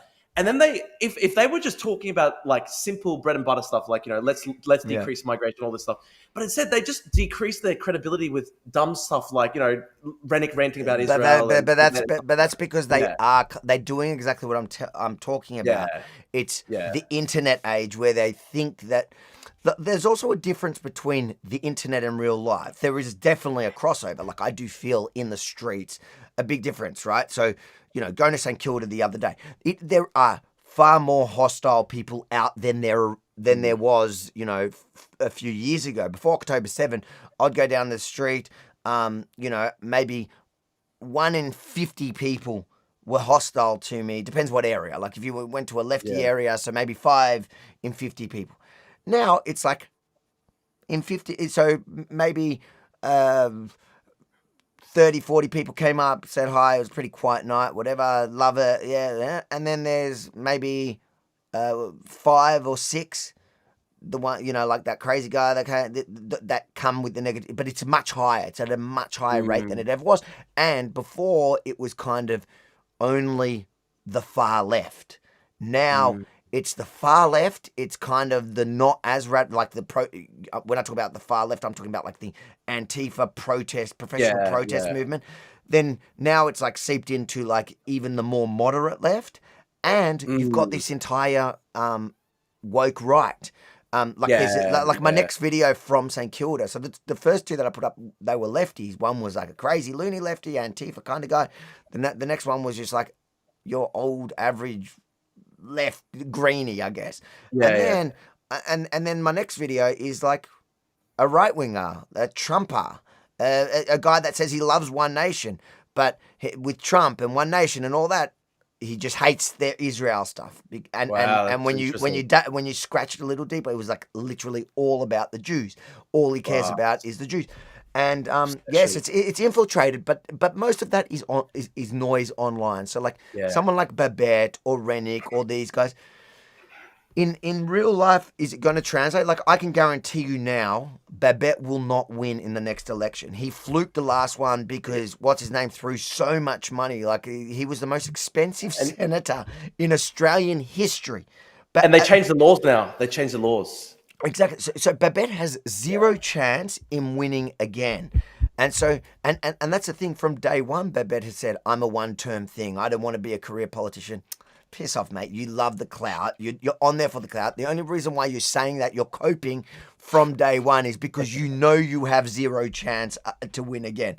And all you're trying to do now is garner as much of a platform as possible so you walk out with as much clout as possible. Yeah, so he can do a podcast or whatever. But you stand for nothing. That's the sad thing. Is like, what do you want to be remembered for? The dude that caved to the mob. And unlike the only difference, the only credit that I give to Babette above someone like Candace Owens and Tucker Carlson, but let's give it time because he is going in that direction, is he does stand, quite firm against radical Islam, because that's something he actually has talked about the whole time and does believe in and has been campaigning. Tucker Carlson, Candace Owens, they did that for years and then they stopped. I bet it'll be like that. The only time but he uses it in his defense now. See, whenever he argues, you obviously don't need me because so that's the difference between him and them. I dare say, I if I had to put money on it, I think he will stop. And I think he will morph more into, because these guys like kind of self-radicalize. I've seen it over and over and over again. They start by being nuanced and they think they're being clever. Like Babette, he's just asking questions. All his questions. All his questions always just seem to be insinuating a very specific point. And you never have to stick by it because he can always, like, his backtracks and his coping is always very funny because he's like, he gives it like a random explanation as to what his question really meant. Like, we're all so dumb. The only dumb people who fall for that are the people on the internet who hate Jews, and they just love that this idiot that they will throw out at the end of it as well, because he's like, he likes to remind us he's also a person of color. So he's just a useful idiot at the moment. Anyway, I wouldn't be surprised if in like 1 year's time he's doing that whole Nick Fuentes, like the Islamic Christian alliance against the Jews shit. Like, look, no offense to Babette, he's not as sophisticated as Nick Fuentes. Fuentes is I don't like Fuentes, but he's smart. He's a smart, great communicator, and that's why he's gaining popularity. That's why, Babette has to rely on Parliament to be able to give speeches, to be able to upload it so that people watch it, because he doesn't talk that well. But when he talks, because it's in Parliament, it's kind of, it has more authority. It has more authority, so it's more exciting, it's more shareable, right? Nick Fuentes just can speak really well, and it's table. And even when he like makes shit up, it's like sounds convincing unless you actually know the details of the content of what he's speaking. You don't. It's very but I don't like him, but he's actually a genius speaker. Like he's just very good at what he does. Like very good. I get that as someone who hates him, basically. Yeah. Yeah, so I think will Babette end up in that position? He might. Like he's self-radicalizing. I'm watching it in real time. And at that point, the problem he has is like Fuentes is like a white supremacist. The funny thing is he's Mexican, but he plays the whole white thing, where I don't think Babette can do that. But Candace Owens does it, so who knows? It'll be true. Candace Owens literally does it, and I know. Yeah. Anyways, mate. Anyway. See you guys. Thank really appreciate your you coming on tonight, and even more appreciate that good work, Drew. Very funny. And no, and we want to hold you to account. Hold on, why in all the flags here is there not an Israeli flag? Yes, I saw that before. You know, it's as simple as this. I thought if I put an Israeli flag on there, then like I'll just get a billion groypers and far left people going like, "Oh, the Jews pay Drew. The Jews pay Drew." It's literally as simple as that. I was like, "Oh, I'm not gonna put it there because then I'm just gonna get all this shit from." Mate, that sounds cowardly, bro. What do you say? That sounds cowardly. Oh man, look, but you know what I mean though, man. If I put it there, I'll get every single post I ever do. It'll just be "You're a Jew, you're a Jew, you're a Jew" from groypers. It's brutal, man. That's how shit the world is now. But what is the Mossad not paying you enough? Aren't you a husband, right, agent? I wish. We'll renegotiate after this chat. We'll renegotiate the terms, exactly. There's a pay rise but it is interesting that you feel comfortable, like the Ukrainian flag. People, why do you add all these flags? I just want to know. Like it's kind of like that's like virtue signaling. I don't know. I mean, I've thought about maybe just removing the flags, but I've had it there for so long that I just thought, maybe it's part of the tag. I mean, it's a good point. I mean, I put Australia and US there because I want to show that I'm pro-West, and then I put Ukraine and Taiwan there because I think they're like the front line of the fight for the West. And then, I mean, I'm obviously pretty pro-Israel, but I just thought to myself, if I put Israel there, then I'm just going to get a billion comments. You're a Jew, you're a Jew, you're a Jew, which is just like annoying as hell to deal with. So. Yeah, I already get that, and I'm not even Jewish at all or anything. I'm not buying it, Avi. I'm not buying it. But we'll renegotiate. We'll renegotiate with the Mossad officials for the pay rise. Yeah. Anyway, guys. Thank you guys. Free Palestine. Yeah, Free Palestine. Yeah, of course. Amen. Free Palestine. See you guys. Credit where credit's due. He did well. Let's read these super chats and let's go over to the next stories. I see people want us to go on to the next stories. I'm feeling the energy. Regina, thanks for the super chat. We are Australian. Reference to Pauline Hanson's thing, I would say. Yeah, thank you, Regina. Brett is on. Brett, thanks for the super chat. Didn't your buddy Drew Pavlou just pull some Scott stuff? We just watched it. Yeah, yes, he did. And come on, Brett, you gotta say that was decent. I know people on our platforms. I kind of, you know what? Out of everyone, I should hate Drew more than most because when he was like a lefty, he was lefty, almost Antifa. He was Antifa, I think. When he was like 18, 19, and he was like. Relentless towards me, and like at one time he was like posting on my personal thing with my ex-wife, like I had and kept going at that, and it was at a time where I wasn't even allowed to defend myself in public, and it was just like it was, and then I messaged him privately, and he published our message. Like he was brutal, and it's funny it didn't work out that well for him at the time either, just because it was at a time like 2019 through the Hong Kong period, so he was a kind of big voice in the Hong Kong crowd, and he was trying to tell everyone not to be my friend, but the Hong Kongers all loved me because I'm just like this lovable guy. Anyways, but I actually think he's doing decent work sometimes. He goes over the top other times, I gotta say. He's very dramatic. Yeah, Michael, thanks for the super chat. If we are born here, generations. I can't read it actually. It's too small for me. My laptop's too small. If we are born here, generations old, what relevance are we as Australians? Are they saying we are second-rate citizens? Acknowledged is awesome, but belonging is key. I'd say that's a comment. Definitely, that's what they're saying. That's what every time they do the welcome to country, every time they acknowledge that this is a land belonging to someone else, they are dissing you, and they are saying you're second-rate citizens. Pauline Hanson and Jacinta Price is correct on both those terms. It's 100% true. Okay, let's go to the next one. Thank you, Michael, for that super chat, and thank you everyone for the super chat. Regina's got another one. Thanks, Regina. Duct tape would have solved that, lol.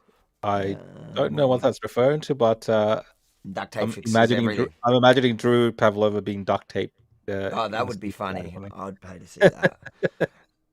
And Varun. Varun, Shalom. Yeah, you read it. It's too small. Shalom, Jewish man, Bangladeshi man, and Cypriot man. What do you think of the crime sprees across Melbourne? I've seen police cars with learn karate. What? Well, thank you firstly for the super chat. Secondly, maybe we'll just jump straight. That was one of the latest stories I was going to touch on. But maybe let's quickly do that one because the super chats, you guys get to guide us sometimes. Let's hit that story quickly. Let me press play on this. A teenager is fighting for life and another man almost lost his hand after two vicious weekend shopping centre stabbings. The knife attacks have rattled local residents, but the government insists its machete ban is still the answer. More from Jack Ward. A pool of blood in public view after a teenager was knifed in Broadmeadows. Not safe. Not safe anymore. The 17-year-old collapsed in a shopping centre car park about 6:30 last night, having scrambled 400 metres from where police believe he was stabbed by people he knew. The Craigieburn teenager is now fighting for life. We come but we feel like scared because we hear something like this. It was the second attack in less than 24 hours. A 33-year-old was set upon outside an Altona Meadows shopping centre on Saturday night. He was pushed to the ground and slashed during a violent mobile phone robbery. The victim has had multiple surgeries but still can't feel his arm or fingers. And you can still kind of see all the blood splatters all over the floor a few days later, so that's a bit weird, yeah. The local mayor is fed up, taking aim at the Premier. Jacinta, do your job. Do your job. Listen to the police, listen to the community. The state government brought forward a ban on machete sales after a violent gang fight sent Northland Shopping Centre into lockdown. But a move to outlaw carrying and buying the weapons won't come into effect until September. And that timeline has been worked on with Victoria Police as the quickest and safest way to get rid of these dangerous weapons. It's just crazy how they can have access to it. Like, I can't fathom it. Jack Ward, 9 News. What's your reaction? I've been talking about this for a couple of days now, and obviously the increase in crime, obviously the use of machetes is... We talk about it a lot because I think the fact that Jacinta has blamed the machetes and not the real source of the crimes, which is why the crimes continue to happen. I'm not saying if she identifies the criminals, it'll stop the crimes, but there's underlying reasons there, obviously. And many in the community openly discuss this, whether it's gang-related crimes, race-related, whatever it is, there's obviously some very deep underlying issues which are causing this that the police and the governments are aware of, but they would rather talk about these machete bans, and the end result is, Avi, people getting their arms slashed, kids getting stabbed to death. I think just today I even saw Gladstone Park. There was some type of robbery or a home invasion over some gang thing. A 60-year-old man being shot in a case of mistaken identity. So there is general crime spree that's very prevalent now in Victoria and in Melbourne, but also it's coming into contact more and more with the public at places like shopping centres, which I think is what's really concerning people. Yep, and look, I think the thing that's clear here to most of the public, and it was clear from the beginning, is that the government's knee-jerk reactions are doing nothing to deal with the actual cause of the problems. And they're not dealing with the problems. They're just like these Band-Aid solutions. They're literally doing nothing. It's doing nothing to change anything. In fact, it looks like things are getting worse. And it's going to take a lot of public outrage for something to change. Because you've got to remember, like, the Victorian government also thinks they're beyond, beyond, like, they know better than like commentators like us, for example, because you've got to remember that in 2018, in that election in Victoria, it was all because you got to remember 2014 to 2018, that was all the apex gangs. It's like all everyone was talking about. It was on the news every night. People were living in fear, and Andrews wasn't doing anything. And guess what? And the Liberals, their entire campaign, that's what they ran on, law and order. We had all these bail problems, all that. And why am I getting feedback?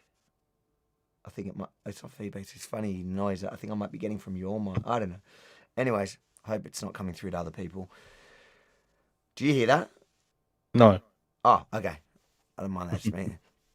So, and then they ended up winning the election by a landslide. So I think it's time. I don't think anything's going to change unless Victorians show that they're serious about their safety. And they're serious about if the government doesn't change something, they're going to vote against them. Yeah, I think all of this is gonna, in a way, end up with some very tragic incidents. Yeah. I think we haven't seen the worst of it yet. The way that it's built up. It's going that way. It has to. Yeah, we're going to have a massive tragic incident because of the way that the police and the government has not been able to deal with this.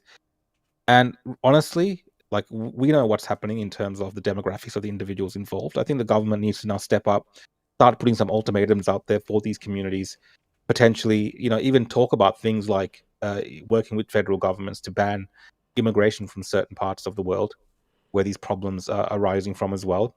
If these communities are unable to tame their younger ones in this country and get serious like this. This is what the Trump administration, for instance, would do. If we look at just acting seriously in the best interests of your community. But because of this, veneer this fake mask that we wear about how inclusive and diverse we are, it's almost, we have to accept that fact that when we go to a shopping center now, we can get slashed with a machete because that's the cost of being multicultural. And I think it's just gone way beyond that, where the government can no longer just, hide behind that. They have to be accountable now and start taking some drastic measures against the individuals involved, perhaps the communities. I hate to say it, but perhaps these communities as well, and put people on notice that this is not acceptable in Australia, in Victoria, and going forward, there's going to be, hell to pay. I think in Queensland, people were telling me when I was talking about this segment on my show that in Queensland, police just shot dead some guys waving around a machete. I think we do really have to, look to our law enforcement as well to go harder after these crooks and criminals. People beating up on kids and the elderly, actually go hard on them, because we've seen how hard they've gone on just innocent Victorians. We need them to toughen up as well, and obviously be backed by the government. And I think the community will support them, because whatever happened in Brisbane, everyone is out there saying, "Great." There's a guy threatening the community. Police had to shoot them. Well, so be it. Don't do that. And we've had to get to that point now in Australia, in Victoria, that we have to be really tough on these crimes, because otherwise, I'm glad it's not you're going to be a nice confident. place to live. I'm glad you're confident the community will all support him in Victoria. That's the problem we have in Well, Victoria. that's I mean, we might end up with Floyd-style protests. Exactly. What did we see just a few weeks ago? You had that one refugee who was armed, and police shot him, and then there was protests for this guy. Like, that's the insanity we live in Victoria. Whereas in Queensland, it sounds like they support him. Let's read a couple of all the super chats quickly and then go over to the next stories. I've got a bunch lined up. Regina was saying a woman's squat. That was about the duct tape. Duct tape. What was a woman's squat? Did you freeze on me? I think Roxanne's frozen on me. Look at that face. I feel like I should kick him out, but I just find it funny that he's stuck like that. The woman squat. What were we talking about? This is where I need Rukshan. I don't remember what we were talking about. Where the woman squat. Woman squat. Laugh at that. We'll ask Rukshan when he comes back. Let's kick him out. Let's kick Rukshan out. Oh no, that's not it. Where is he? Oh, there we go. He's going to come back in a second. He's calling back in. Mate, this guy has the worst technology for an Indian. For tech support, you'd think the guy would have better setups. Rukshan is calling back. And Regina, thank you for the super chat, Regina. I'll just get a couple of these out of the way while he's calling back. He's probably restarting his computer. But machetes aren't racist. Yeah, that's true. Banning machetes. It's the dumbest policy I've ever heard. It's so Australian, though. Such Australian government. It's so Australian for people to accept it.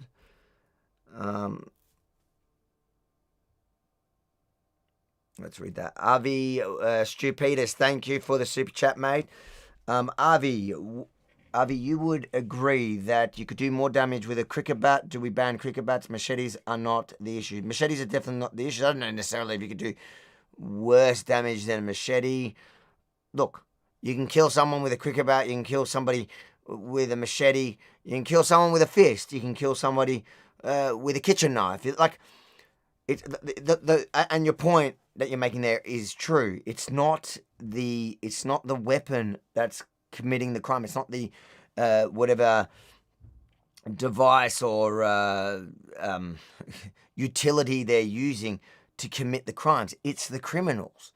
And in this case, there's an ethnic element that nobody wants to talk about. There's a so it broadens the conversation to immigration and here we go. Rukshan's back. I was enjoying having the stage myself. I'm back. I got kicked off the Wi-Fi, the hotel Wi-Fi for whatever reason. Hotel Wi-Fi. Yeah. So I did a couple of the super chats myself, just so because we've got to move on. Oh, that's good. That's good. Let's go to a couple more. Black men in balaclavas and machetes not racist. I'll take that as a comment. Thank you for the super chat. Now we arm up. You understand? Listen, in Australia you can't arm up. That's the we gave that up in 1996, I think it was. Yeah. Which I'm very against. Karate lessons are free with your Medicare card. Is that true? I doubt it. That might be true, depending on. I don't think that's true. I used to own self-defense gyms. It could be a new initiative. Who knows? Labor's been in for a while since then. Abby, welcome back. Good to see you. I was wondering when you were going to come super chat tonight. I thought we lost you.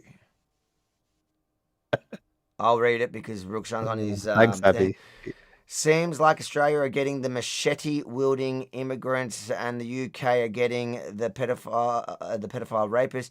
UK are protesting. It will soon turn into riots. What will it take for Australia to stand up? I think to your point, what's disheartening is that anyone that's paying attention, and I've been paying attention to the UK for a few years now, coming up to 10 years, and it is so clear to see what is happening because it's happened already and it's happened there. Like they're a few years ahead of us. If you look at anyways, their migration means that this happened a lot quicker, a lot faster, and they're way ahead of us. When you say way ahead, a few years ahead of us. We can learn from their mistakes, but we never seem to do that. It's so insane to me that it's like, one of the benefits, it used to be to our detriment. I remember growing up before the time of the internet where you got everything almost the next day. But one of the things growing up in Australia is that we were always so much behind America, like in my family in America, like they got something, and then a few months later the movie came out here. You know what I mean? We were always behind on everything, and so that was annoying growing up. But one of the benefits of being so secluded and here an island on the other side of the world is that all the problems that happen everywhere else in the world, they happen there first. And why we don't have, with all the stupid bureaucracy that we have, how we don't have at least like a department, it should be called the Paying Attention Department. Paying attention to what's happening around the world and looking closely at, countries that are similar to us, so like the West, or the UK, the Canada, parts of America, like, and learn from the things that we can learn from and not just repeat the mistakes. We don't have to be like children to go through our teenage years and not listening to and have to make the mistake. We're all it should be adults running the country who go, okay, something that we've learnt just from how life plays out is that we don't necessarily have to make every mistake ourselves. Yeah, we should have the benefit of other people's mistakes. We're not taking benefit of that hindsight, like you said, the time that we have to observe what happens in very similar countries to us. We don't even have the same issues with mass immigration that the UK has in terms of the migrant boats that come because of how close they are to Europe and how these migrant boats work. So we do have a lot of things going for us, but what we don't use it. We don't use, and the biggest disadvantage, I think, is especially states like Victoria. We see it a lot. These progressive, then these left-wing lunatics, these socialists and things like this. They want to believe that for some reason that they can save the world, and their benevolence will mean that we won't have these same problems. And the bad characters who are getting into Australia are not thinking in this same vein. They're not thinking like this. They have no respect for these individuals. They just use them. And at the end of the day, none of their virtue signaling will save Australia for what's coming. And when we get to the point where we're going to have, what's happening in the UK and Ireland happening, it's going to be very tough. And, a lot of the good people in this country, a lot of the good migrants, for instance, will bear the brunt of it as well. And I just we've been let down. And if, the fact is also, remember that it was Howard that stopped the boats. If the left were in charge back then till now, we would be like the UK. We would have all those boats. They would have made it easy, we would have actually been like the UK. So I think it's important to remember that as well, because those do-gooders would have actually had an open border here as well. The fact that we were this island wouldn't have, and that far away, that remote, wouldn't have actually saved us. Let's quickly smash through these ones. Thanks, Regina. Only women can be squatters to pee. I got you, Regina. You know what, Regina? I've worked out your game. I've got to just keep not understanding your super chats, and that way I force you to super chat. I really appreciate it. Love your super chats. Here's another one. Spet says, learn from that's the guy from South Latin America. What is it? Ecuador, is it? Bukele, yeah. Bukele, lock up criminals. Why does Vic voting for destructive government? Because they're regressive leftists. It's like, show me a place in the world where their policies work. There isn't. It doesn't work. Even if they're coming at it from a good place, they're just wrong and destructive and dangerous. So thank you for the super chat. Really appreciate it. What do we have here? Lukey. It's always them. They are the left and the right. The Jews. Yes. I hate to break it to you. There are Jews on the left and the right. Do you know what? If you have to blame Jews for all your problems, I'll make it easier for you. Go to IKEA, buy yourself a mirror. Maybe is IKEA owned by Jews? Maybe you don't want to buy that one. Find it like a non-Jewish business, a $2 shop, the Asian $2 shop next in your local area. Buy yourself a mirror, and you'll find the failure in the mirror. It's looking straight at you. Anyways, thanks for the super chat, Lisa. Thanks for the super chat. Michael says pepper spray and tasers should be legal. Totally agree. I have that we had a petition running. I can't even remember. Legalisepepperspray.com.au, I think, or .com. Yeah, I've been campaigning for that for years. That's the bare minimum.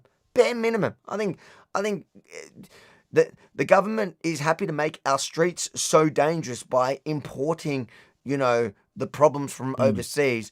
I think we should be allowed to carry concealed weapons.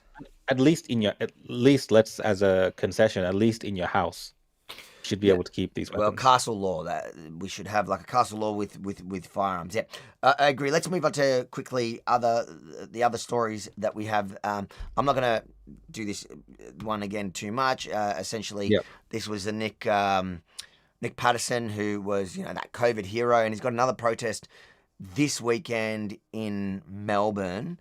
I think 2 p.m. at Fitzroy Gardens, if I'm right. Fitzroy Gardens, near the cathedral. Yeah. Oh, actually, I've got the details coming out because that story's also. Give it a minute. Anyway, so they won. The council backflipped. I have the story there. The mayor came out. Credit to him. Did talk to us. And I think we pinned him down. I don't think they're gonna go backwards on that one again. But if they do, they know. They're very worried about that. Do you think it's like from your sense? Do you think it was the fact that the protests kind of turned up? I think it's a mix of. I think it's the public.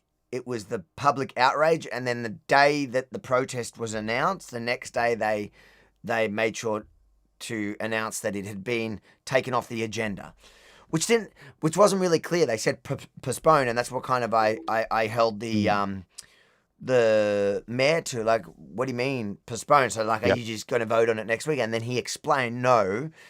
So after reviewing it between him and the CEO, which from what we've learnt in councils, it's a CEO that kind of really runs a council. That was a guy standing next to him.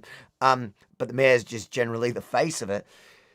They determined that it didn't actually meet the requirements of the previous vote, which was that the flag has to be there. Look, if I had to guess, they told me the opposite, but I don't believe him on that fact, because it's too convenient that so there was all this public outrage, and then the next day, so there was quiet. The next day there was a protest announced, and then the following day they announced that they're withdrawing that policy. So it has been withdrawn.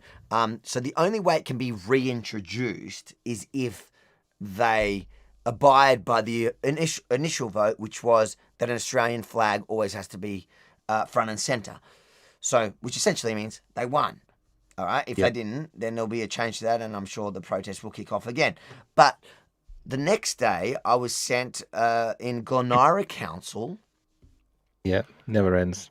This one, which is like an so it was sent out to all the parents of local schools. So it's sent out to all the parents, local creche, and you can see down the bottom, they've got the Aboriginal, Torres Strait, and the trans one. The funny thing is, on this trans one, they haven't updated it because it's missing that circle. They haven't got the circle. Yeah, the circle. I don't even know what the circle is, but whatever. Because the flag that you actually see flying outside Mornington. I've already closed it. It actually, they have the latest flag actually physically flying. So I'll just say, firstly, Glenara Council must be a pack of bigots. They don't have the circle. No, but seriously, like, this is a cancer that's spreading, and I hope people stand up to this. Yeah, and look, I think people power makes a difference, because local councils, obviously, they don't like the heat of attention. They want to kind of fly under the radar, even though they do make these massive proclamations about foreign affairs and world events. Once the locals do turn up and show their disgust at what these councils are doing, I think it just does turn the tide towards people power. So it does seem, Avi, that a lot of this is being pushed, maybe even in this Mornington thing. It looks like a lot of the councillors were actually for the Australian flag, but it's like one or two individuals, right? Exactly. I got the feeling that that infiltrate and push their certain worldview and agenda, and it's like the in thing, so they kind of get it through because everyone is afraid to stand up to them, and they push it through, and then it takes the public to actually turn up and say, no, we do not accept what's happening right now. Yeah. So in that council specifically, I got the sense that the mayor was totally on board. And if people can watch that kind of interview when he came out to face the protesters, which was, I think, was a respectable act, and I think he carried himself well, and he made it clear. It would be great if more leaders did that, right? Actually came and Exactly. spoke to protesters, diffused the situation, answered the questions, and left. Like Exactly. it would, And it just ended like no one even went into council to the meeting after that because he handled it perfectly. It's interesting here. I see that Angie Jones, who's she always hated me. I don't know. Maybe she's realised that I'm not her biggest enemy in the world. She's always like gone off at me. She was the one that was part of the Let Women Speak. I got on well with everyone at the Let Women Speak, but she always hated me because I think she came from like the Antifa left originally. Am I right? I don't know. I don't know too much about. I know who she is. Yeah. Because anyways, but she says here it's a demand to include the Progress Pride flag comes from the state government and dodgy lobbyists like Sean Mulcahy. How do you read that? I don't even know. But and that might be true. And you know what? Even if you argue, I don't think that the pride flag, like, I don't understand why the pride flag needs to be on anything. Like, what? Why? What does it have to do with the council? Like, are we going to start doing every single, minority? Don't give them ideas. We're gonna get a whole page. No, like, I just don't get it because the other ones, like Aboriginal and Torres Strait, I can understand the argument for it. I personally think we should have one flag for the entire country, but I get it. Fine, I get I don't get how you can argue the pride flag. But and even if there is a push for all of that, it's the removal of the Australian flag from that is the most offensive. Yes. That's disgusting. Yeah. And they're making up things like, what the Mornington one said was culturally unsafe.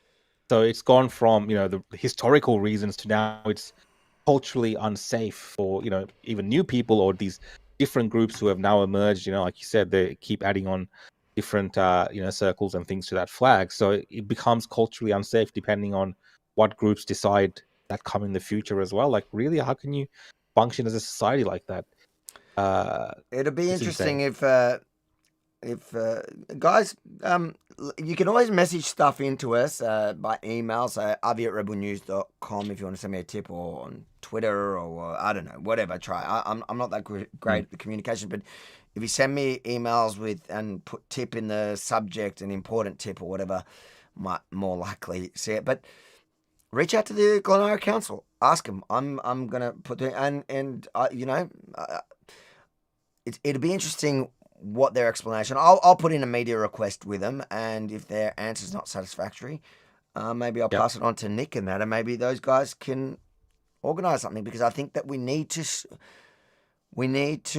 stop it now before it's completely erased. That's just my view. All right, let's move on. Oh, this was I guess a continuation of that other story where you had that 15-year-old. Yeah, 15-year-old who was released out on bail again. I did a quick video on it. And the judge basically said she's bailed him so many times that this time she didn't even give him a supervision order because he just doesn't abide by the laws. So why are they just not locking him up and deporting him? He's like literally a refugee. He's here on a refugee visa. Like, it's insane. And they've already wiped 400 charges because of his age, and he's been bailed over 50 times. This is a problem. This is why it doesn't matter.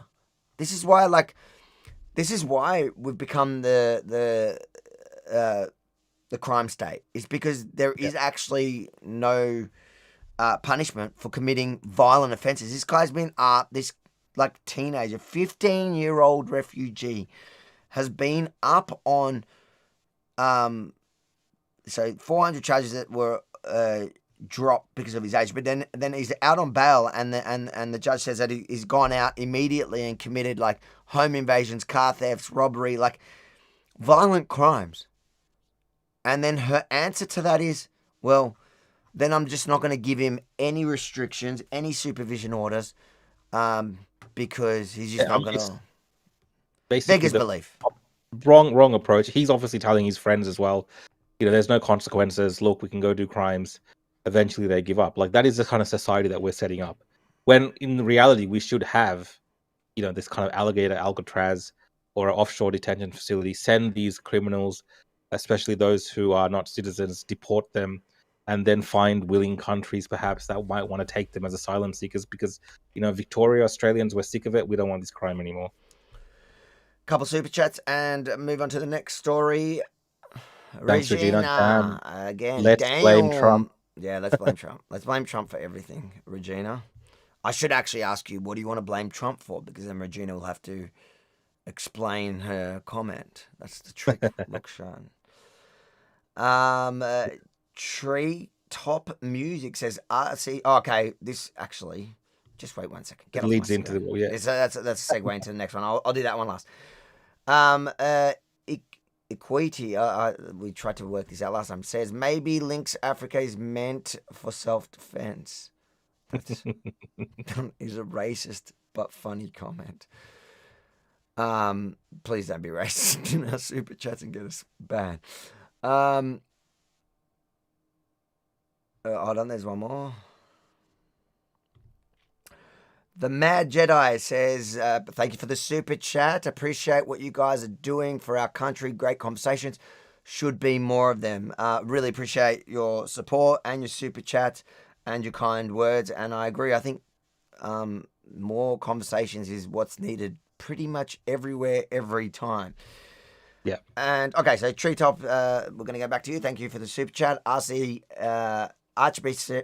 Archbishop Comsoil. I don't even know. Common Soli. Common Soli. It's like is he Italian or Greek or something? What is it? Sounds like one of those European Is style names. bought and paid for the Shia Muslims surrounded the St. Patch, and he said to avoid passing trams. So perfect segue, because that's my next story. Is obviously, all right. So the backstory is, we all know there was that Shia Islamic morning festival called, what's it called? Starts with A. Yeah, I remember. We had it when we were doing Ashura. The Ashura procession, which the clips went super viral globally, of them passing the St. Patrick's, is it? Yeah, St. Patrick's Cathedral, which is the largest cathedral. In fact, it's the largest Christian monument, I think, in the country. And, you see them, it's confronting enough seeing them passing in the numbers they were passing, but then you saw them turn, face it, beating their chests, right? Now, there was obviously outrage from Christians, but also broader community feeling like this was kind of an act of intimidation. Yes. So the response from them was essentially that, no, we were stopping there were so many people that they had to wait to cross the roads and avoid trams. Sure. A lot of people are not buying it, including Nick Patterson, who's got his protest set for this Saturday. Oh, bloody hell, these rebel just... Pop-ups. Get an ad blocker. Yeah. Oh, I got to get an ad blocker on this computer, is what you're saying. No, if you're logged into the site, it doesn't pop up, but I don't log in. So this Sunday at, what is it? Does this let me see it? Yeah. At Defending What Matters, Our God, Our Values. So the protest announced by Nick to protest that July 7th, Fitzroy Gardens, 2 p.m, where the Christian community is going to stand, or Christians are going to stand together. I think they've got a whole show planned or whatever, to essentially say, no, we want to stand for our Christian community, to show that we won't be intimidated. So they're definitely taking it as some sort of sign of intimidation, even if it was part of a innocent procession, right? Look, I can understand where they're coming from, and I can understand that they want, like Nick said in the video that I interviewed him, like that community should come out and apologize for the fact that they did that, and explain it and apologize. Don't try and give some weird explanation about trams and had to. It kind of doesn't make sense to people.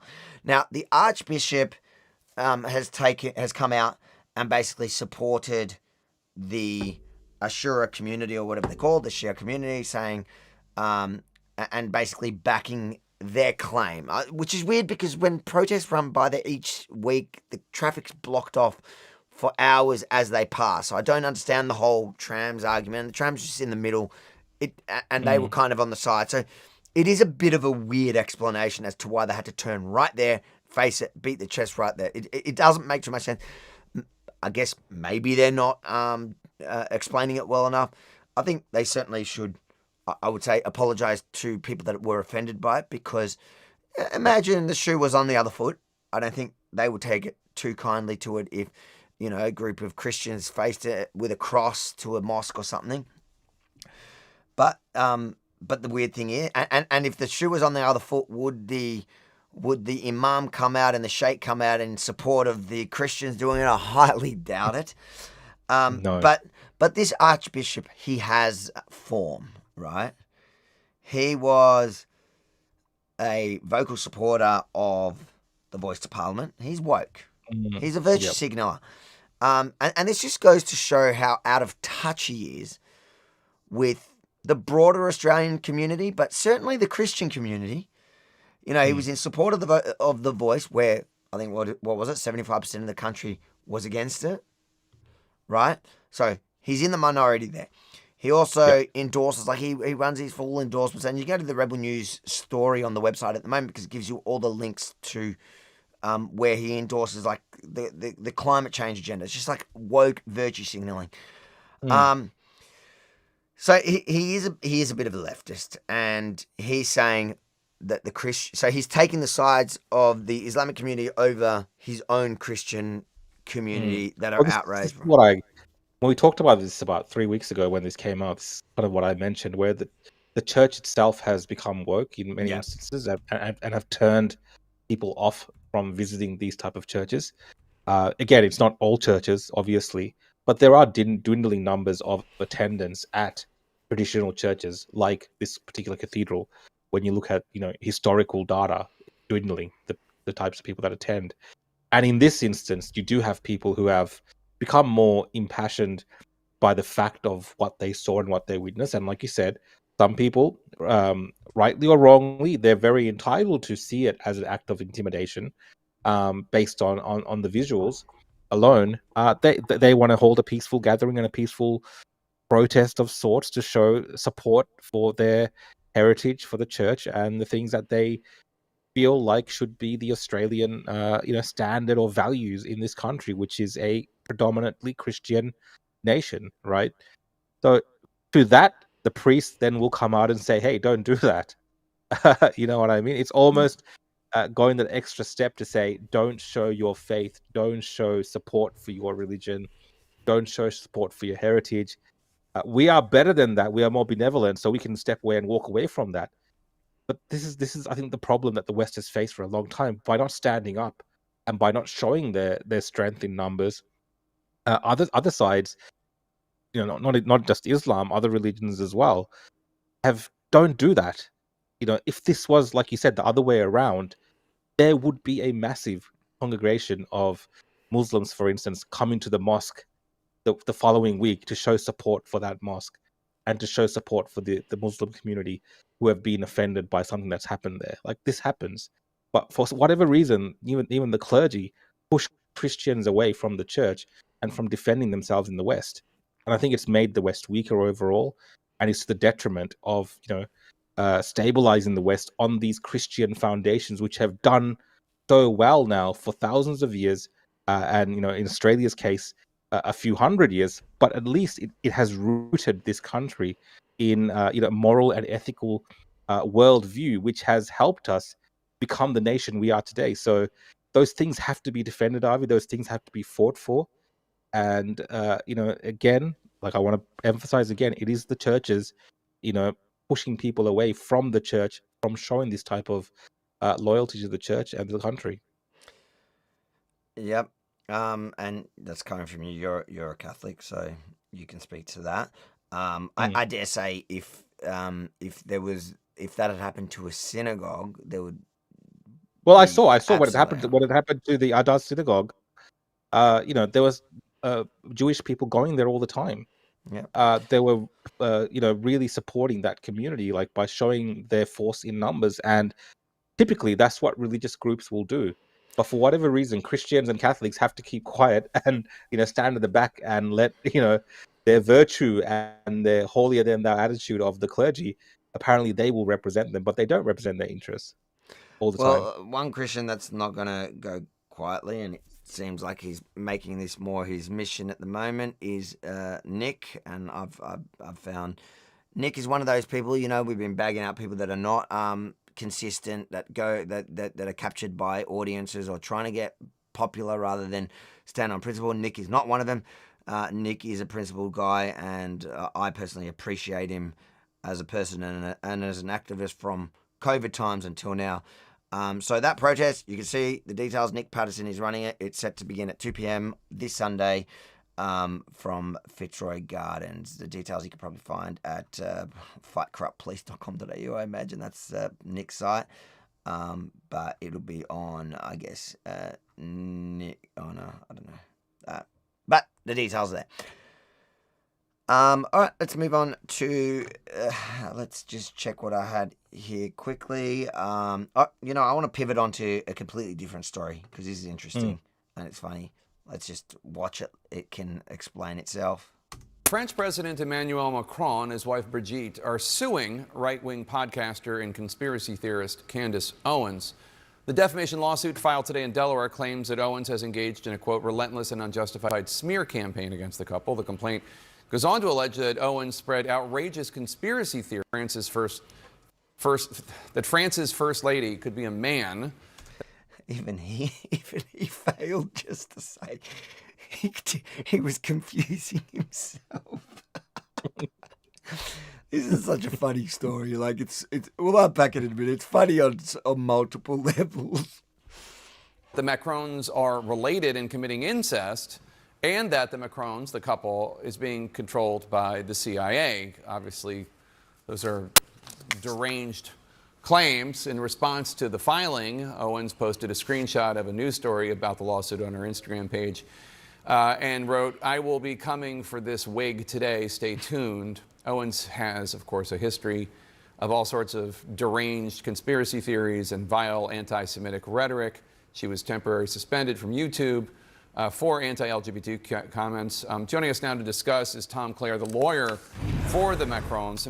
Well, watch out a second. Firstly, your reaction, like my first take on it is. Oh, look. Yeah, go. You go first. So, like, my first take is, out of all of Candace's shtick, that's the funny one. When she broke that story and did a whole series on it, like, is it the most important thing on the planet whether Brigitte Macron was a man or a woman? Probably not. More importantly, just out of what would out of that entire story, what's more important was whether she was or he was a pedophile in the beginning, because how old were they when they hooked up? That part of the story matters more to me now. Like if Brigitte Macron is really a a man, well, that's their personal freaking shtick. Whatever. I guess the element of it is obviously Emmanuel Macron would have deceived the French. I mean, it's more of an issue for France. I don't think it's a worldwide issue that we should. But it was interesting because when I met a French person in St Kilda, and I just asked them about it, and they laughed about the whole thing. And look, this is one anecdotal experience, but they said in France nobody really cares about it. Like they laugh about it because it's just kind of funny. And I imagine just knowing Frenchies, like they wouldn't care much about that part of it. The element of whether they were pedophile. But the problem is Candace doesn't have much credibility at the moment because of the crazy, they make it so easy for CNN to delegitimize anything. Like there might be some of the stuff she's saying, but this kind of story can also, let's just focus on this particular story. This kind of story can also lead giving Candace credibility on topics, because what we saw last time when I think the French courts threw out a defamation case that the Macron family or whatever had brought out against French people that had originally spread these claims, Candace took that as a victory. So we are going into territory where, it looks like, let's say for whatever reason that this gets thrown out, or they're unable to sue her. Whatever. Just to be clear, the reason why I got thrown out there, because I know a lot of, like the video that I've got coming with that Candace fan from St Kilda the other day, and they argue, they go, "Oh, Candace was right. You see, it got thrown out of Jews."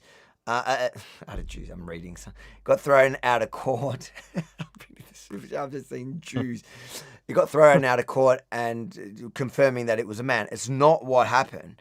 Essentially, the court there ruled that it's public in that jurisdiction. It's part of the public discussion and it's fair game. It's not necessarily true. Even if it's not true, it's fine to talk about it. But she manipulates her audience to saying, look, that's the proof. And that's a problem with Candace Owens at the moment, is that when she supplies evidence, it's often like if you actually go and look at the source, the primary source of the evidence, it's either something that's taken out of context or it's completely misconstrued, or she's paraphrasing something that's, the actual author of it says that's not what they were saying. So that's the problem. And I agree with you that if she wins this case, like if it's thrown out for whatever reason, absolutely it will feed to her narrative. Funny part is, and look, I think this is one of the more interesting stories that she's done in terms of whatever type of investigation that she's done, and making these links and connections. I haven't looked into it as deeply as. And she's going to have to get a Jewish lawyer now. Are they the best? Are they at these defamation cases? I'd say so. I'm sure this. Well, I mean, look. I know for a fact that if she loses, she will blame who? Oh, 100%. It will be because the other lawyer was a Jew and the judge was a Jew, and the Jews own the judicial system. Why do you think it's called judicial system? Look, and I like. Dude, have you ever thought about it? She has painted herself into this corner. She has put herself into this position where. But no, hold on. I don't think the audience realizes it's called judicial system. Like, obviously, bro. It's in the name. It's in the name, and on the note, let's read. I think someone sent a super chat to that effect. Regina, thank you for the super chat. Thank you again, Regina. And then we have, this is my mate. This is the idiot that keeps Hey, he's doing super chats. He's a good guy. Boys, Jew are responsible for all the BS. True. Yeah. Lukey. By the way, Luke, I have the power to convert people via the internet. You are officially now a Jew. Why'd you ruin the world, mate? What's bad saying? Thanks, mate. What, being trans is bad again? I can't keep up. I think that's in reference to. Yeah, no, and that is a good. That is a funny point. I think Michael Knowles from Daily Wire made that point today, going, isn't it funny that they're working so hard to defaming them by calling them trans. But there's also there's a few things to that, because that's not the only part of the defamation. And to be honest, I think that part of the defamation might fall, because if the other she says that's her brother.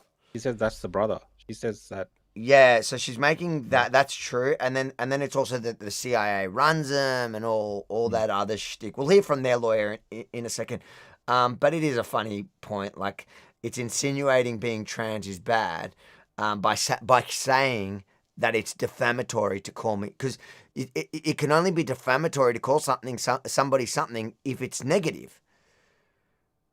That's true. That's true. Bet says Emmanuel loves the pea, not surprised, touching on Hillary and her horse tranquilizer. Oh, he's asking us if we're going to talk about the revelations from the Russia hoax investigation by. I don't know if we'll get to it. Let's finish this story. Probably not. Next episode.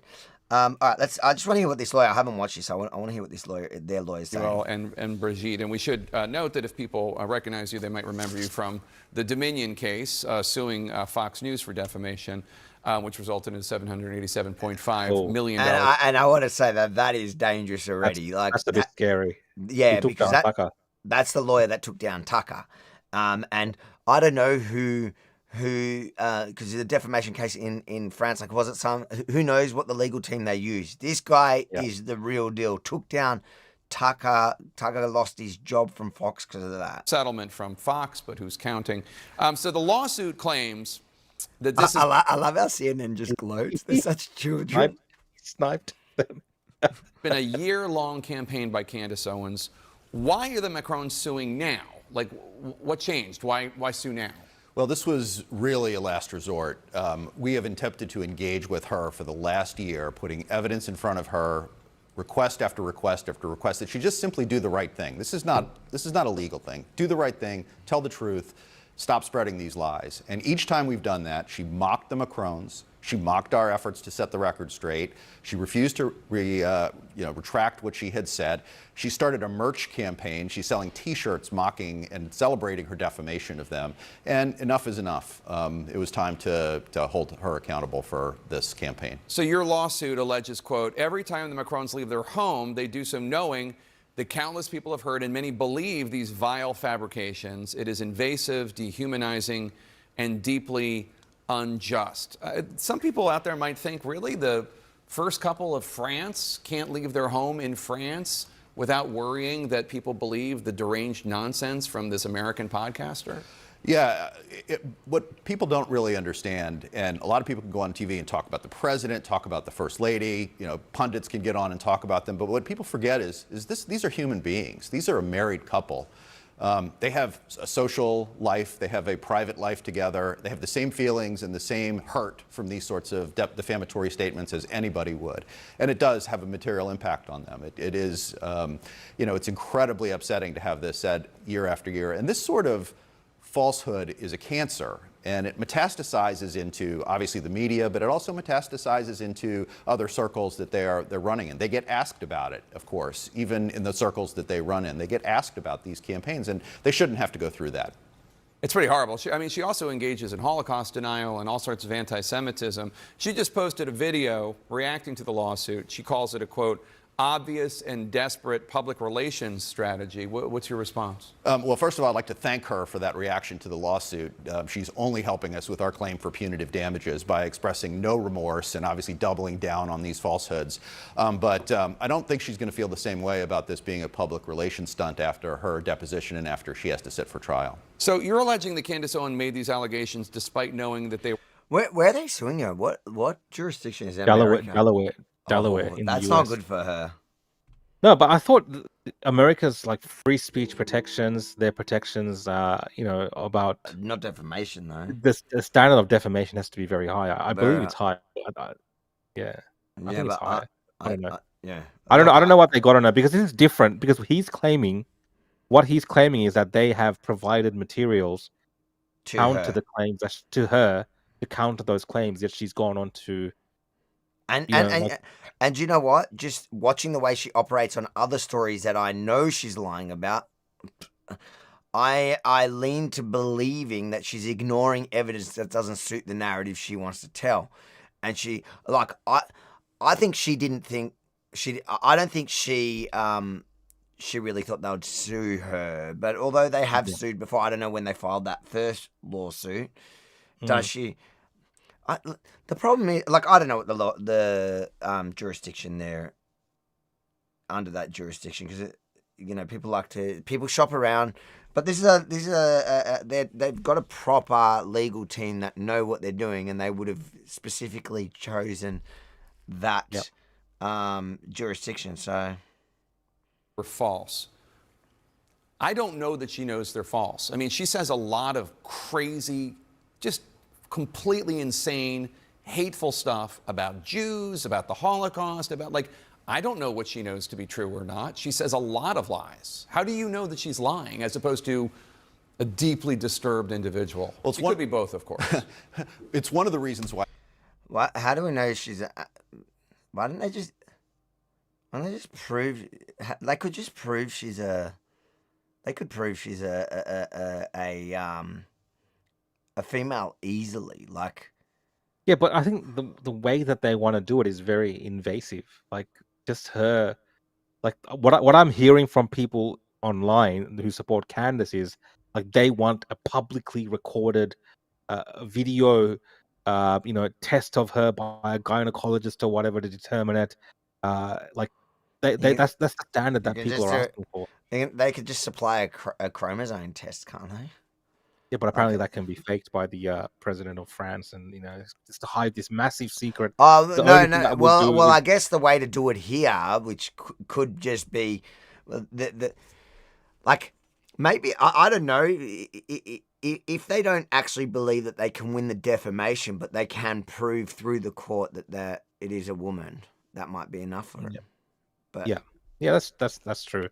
I feel like because in an American court they would believe if evidence was provided to an American court that was accepted and not fought, not tested by Candace's team, then it would prove. Yeah, but Candace here, she might have opened herself up to being wrecked. This could be like her Sandy Hook moment that we had for Alex Jones, where they just double down on this ridiculous story, perhaps that there's all these other stories going on. And that's the thing, like you're right. Sandy Hook is a perfect example. As in, America defamation still, while it may be harder, the threshold is higher, but the damages is freaking killing. Like with Alex Jones, it's destroyed him, and this could be what takes her down, and it's what we called, her most. Out of the work she's done recently, it's like the most well put together, the most kind of like research from the perspective of something, not just pulling stuff off the internet. It's like they actually put effort into it, which also knowing Candace, if she got information from their team that opposed that, she wouldn't have liked it because they put so much effort in this. Like, but the onus would have been on to provide. I think they will argue that they had provided all this information to her, and she cherry-picked the stuff that showed what 100%. she wanted to show. You know what? Was to show both sides. If I had to put money now on who's going to win this, just from knowing Candace, I would go with them. Like I don't know enough. I would bet that. Well, I just know she's sloppy at her work, so I know. That and I don't see why she would be less sloppy with this. So, and with the kind of with this team that they're bringing on, the one that literally this was one of the biggest cases, in American media. I remember when that happened, the whole Dominion thing, that was huge, and but the Dominion thing, you got to understand the courts were stacked against Fox. The administration was stacked against Fox, so they had all that. What court was it though? What court was it? I don't know, but you know the general sentiment. I mean, they'd kicked Trump off Facebook and X, they'd banned him from everything, and they were fully going against all the elections. I don't see why a court would be any better. I think. Listen, I don't know. I might be wrong. Maybe it's wishful thinking. It's weird that it's making me pick between Macron. Who I can't stand, and Candace, who I can't stand. So, what I hope happens is they go up against each other. She's proven to be she's proven to be a liar. He's proven to be a liar. They both go bankrupt from it. Yep, it's a good outcome. Our complaint is 219 pages long. We wanted to lay out exactly that. We wanted to explain to the court, and we wanted to explain to the people that will see our lawsuit how we can prove that she knows it's false. We allege that there's evidence that she knew it was false when she started this campaign over a year ago. She started relying on things she knew was discredited. But then over the past year, when we have put this information directly in front of her, even if you want to give her a pass for the early crazy stuff that she said, after we put facts and information in front of her, black and white, multiple times. What? Like her, the First Lady's birth certificate? Like what kind of facts? Yeah, we have laid out extensive evidence in our complaint demonstrating that like what? She was born a woman. She's always been a woman. and the allegations of CIA control conspiracy and the incest and all the other things are demonstrably false. Putting aside the fact that they are all inherently implausible, what you said at the outset is obviously really important. In our system, if you're making an inherently implausible allegation, the standard is higher. You have to come forward with better evidence if you're going to say it. She has none of it. All she's done is mock them and ridiculed them and repeated it. There are a bunch of these hate mongers out there that have been saying the same thing about Michelle Obama, the former First Lady of the United States. Do you think she should... This is where I draw the line. This is where I draw the line. Michael Obama, come on. This is where CNN loses all credibility. Yeah, I mean, Obama's own brother Malik Obama has said, I'm pretty sure it's Michael. So I don't know. I'll take the family opinion on that one. So, well, I haven't looked at her claim, but I believe that everybody has a right to their reputation, and I think our Constitution makes that very clear. Defamation is not protected by the First Amendment, and if it's impacting Michelle Obama or anybody else, they have a right to access our court system and have a trial.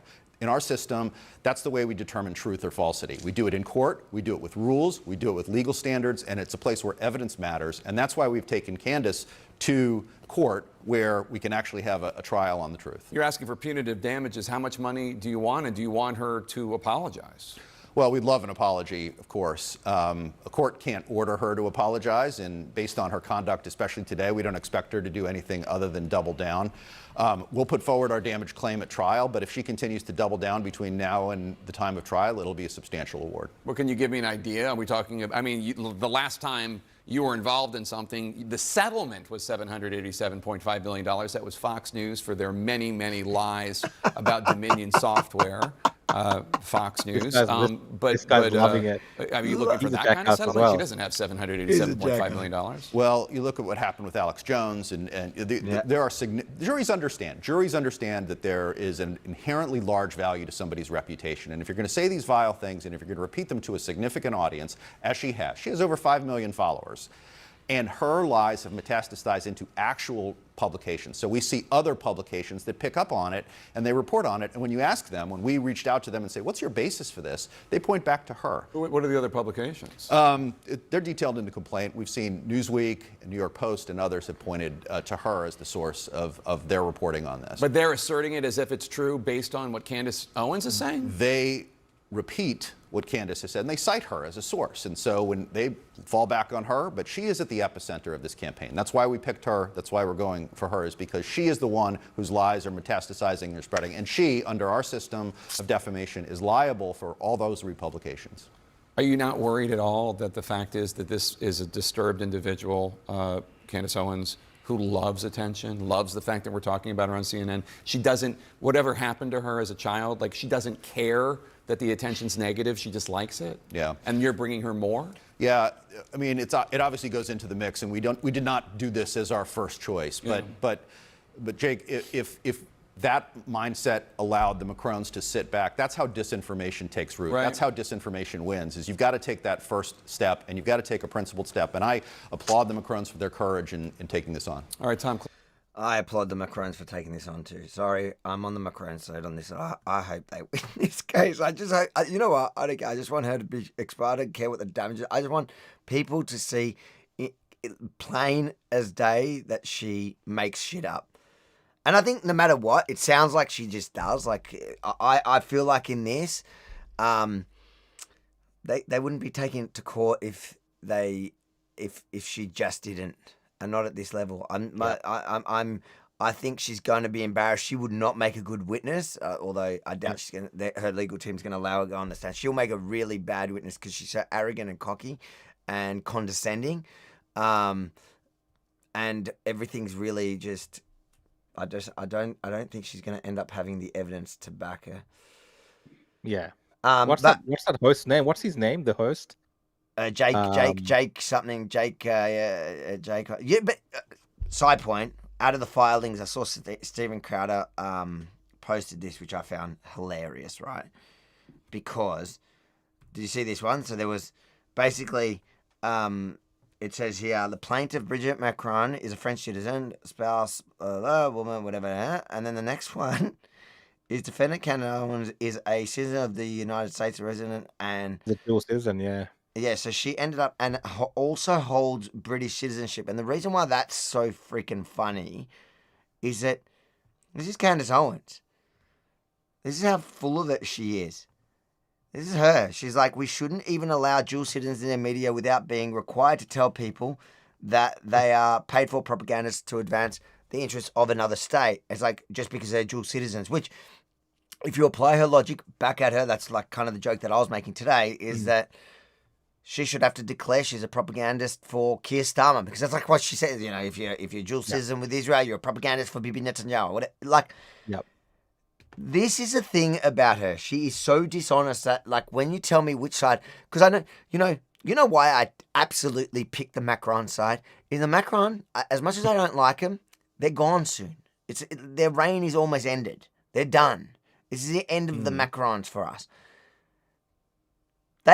Hopefully, the one good thing we get from the Macrons is that they expose Candace Owens for who she really is. Mandis, they're calling her. I saw someone else has a whole campaign about how Candace was actually a man, which, I don't know. I've seen the evidence. It seems compelling. I'm not saying. Yeah, she's lowered the standards of investigative journalism to just saying things. Listen, and that's it. Like, I think that whole series, like, it was very well put together and whatever, but it's just not, she came out and she was publishing, like, it was so cringe that this is the most important story of our times. It's like, dude, it's like, maybe the pedophilia part is something, but even that, it's just embarrassing for the families and and for the French, but like beyond that, it actually changes nothing in the world. Nothing. Let's read these super chats quickly before we do our last story.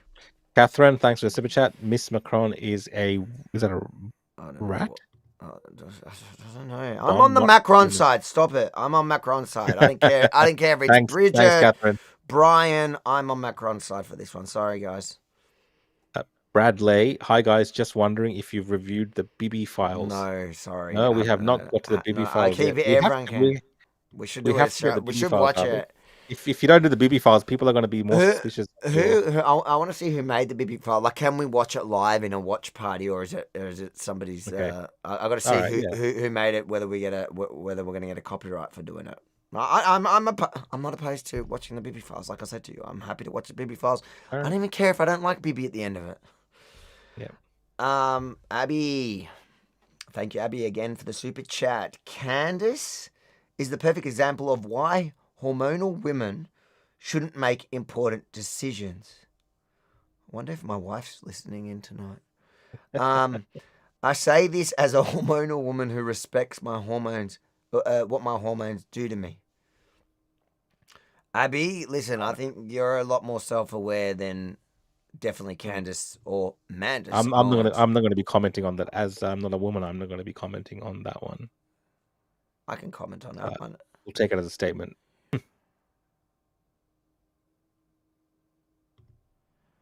You claim that COVID-19 is fake. This is okay, but not Brisbane.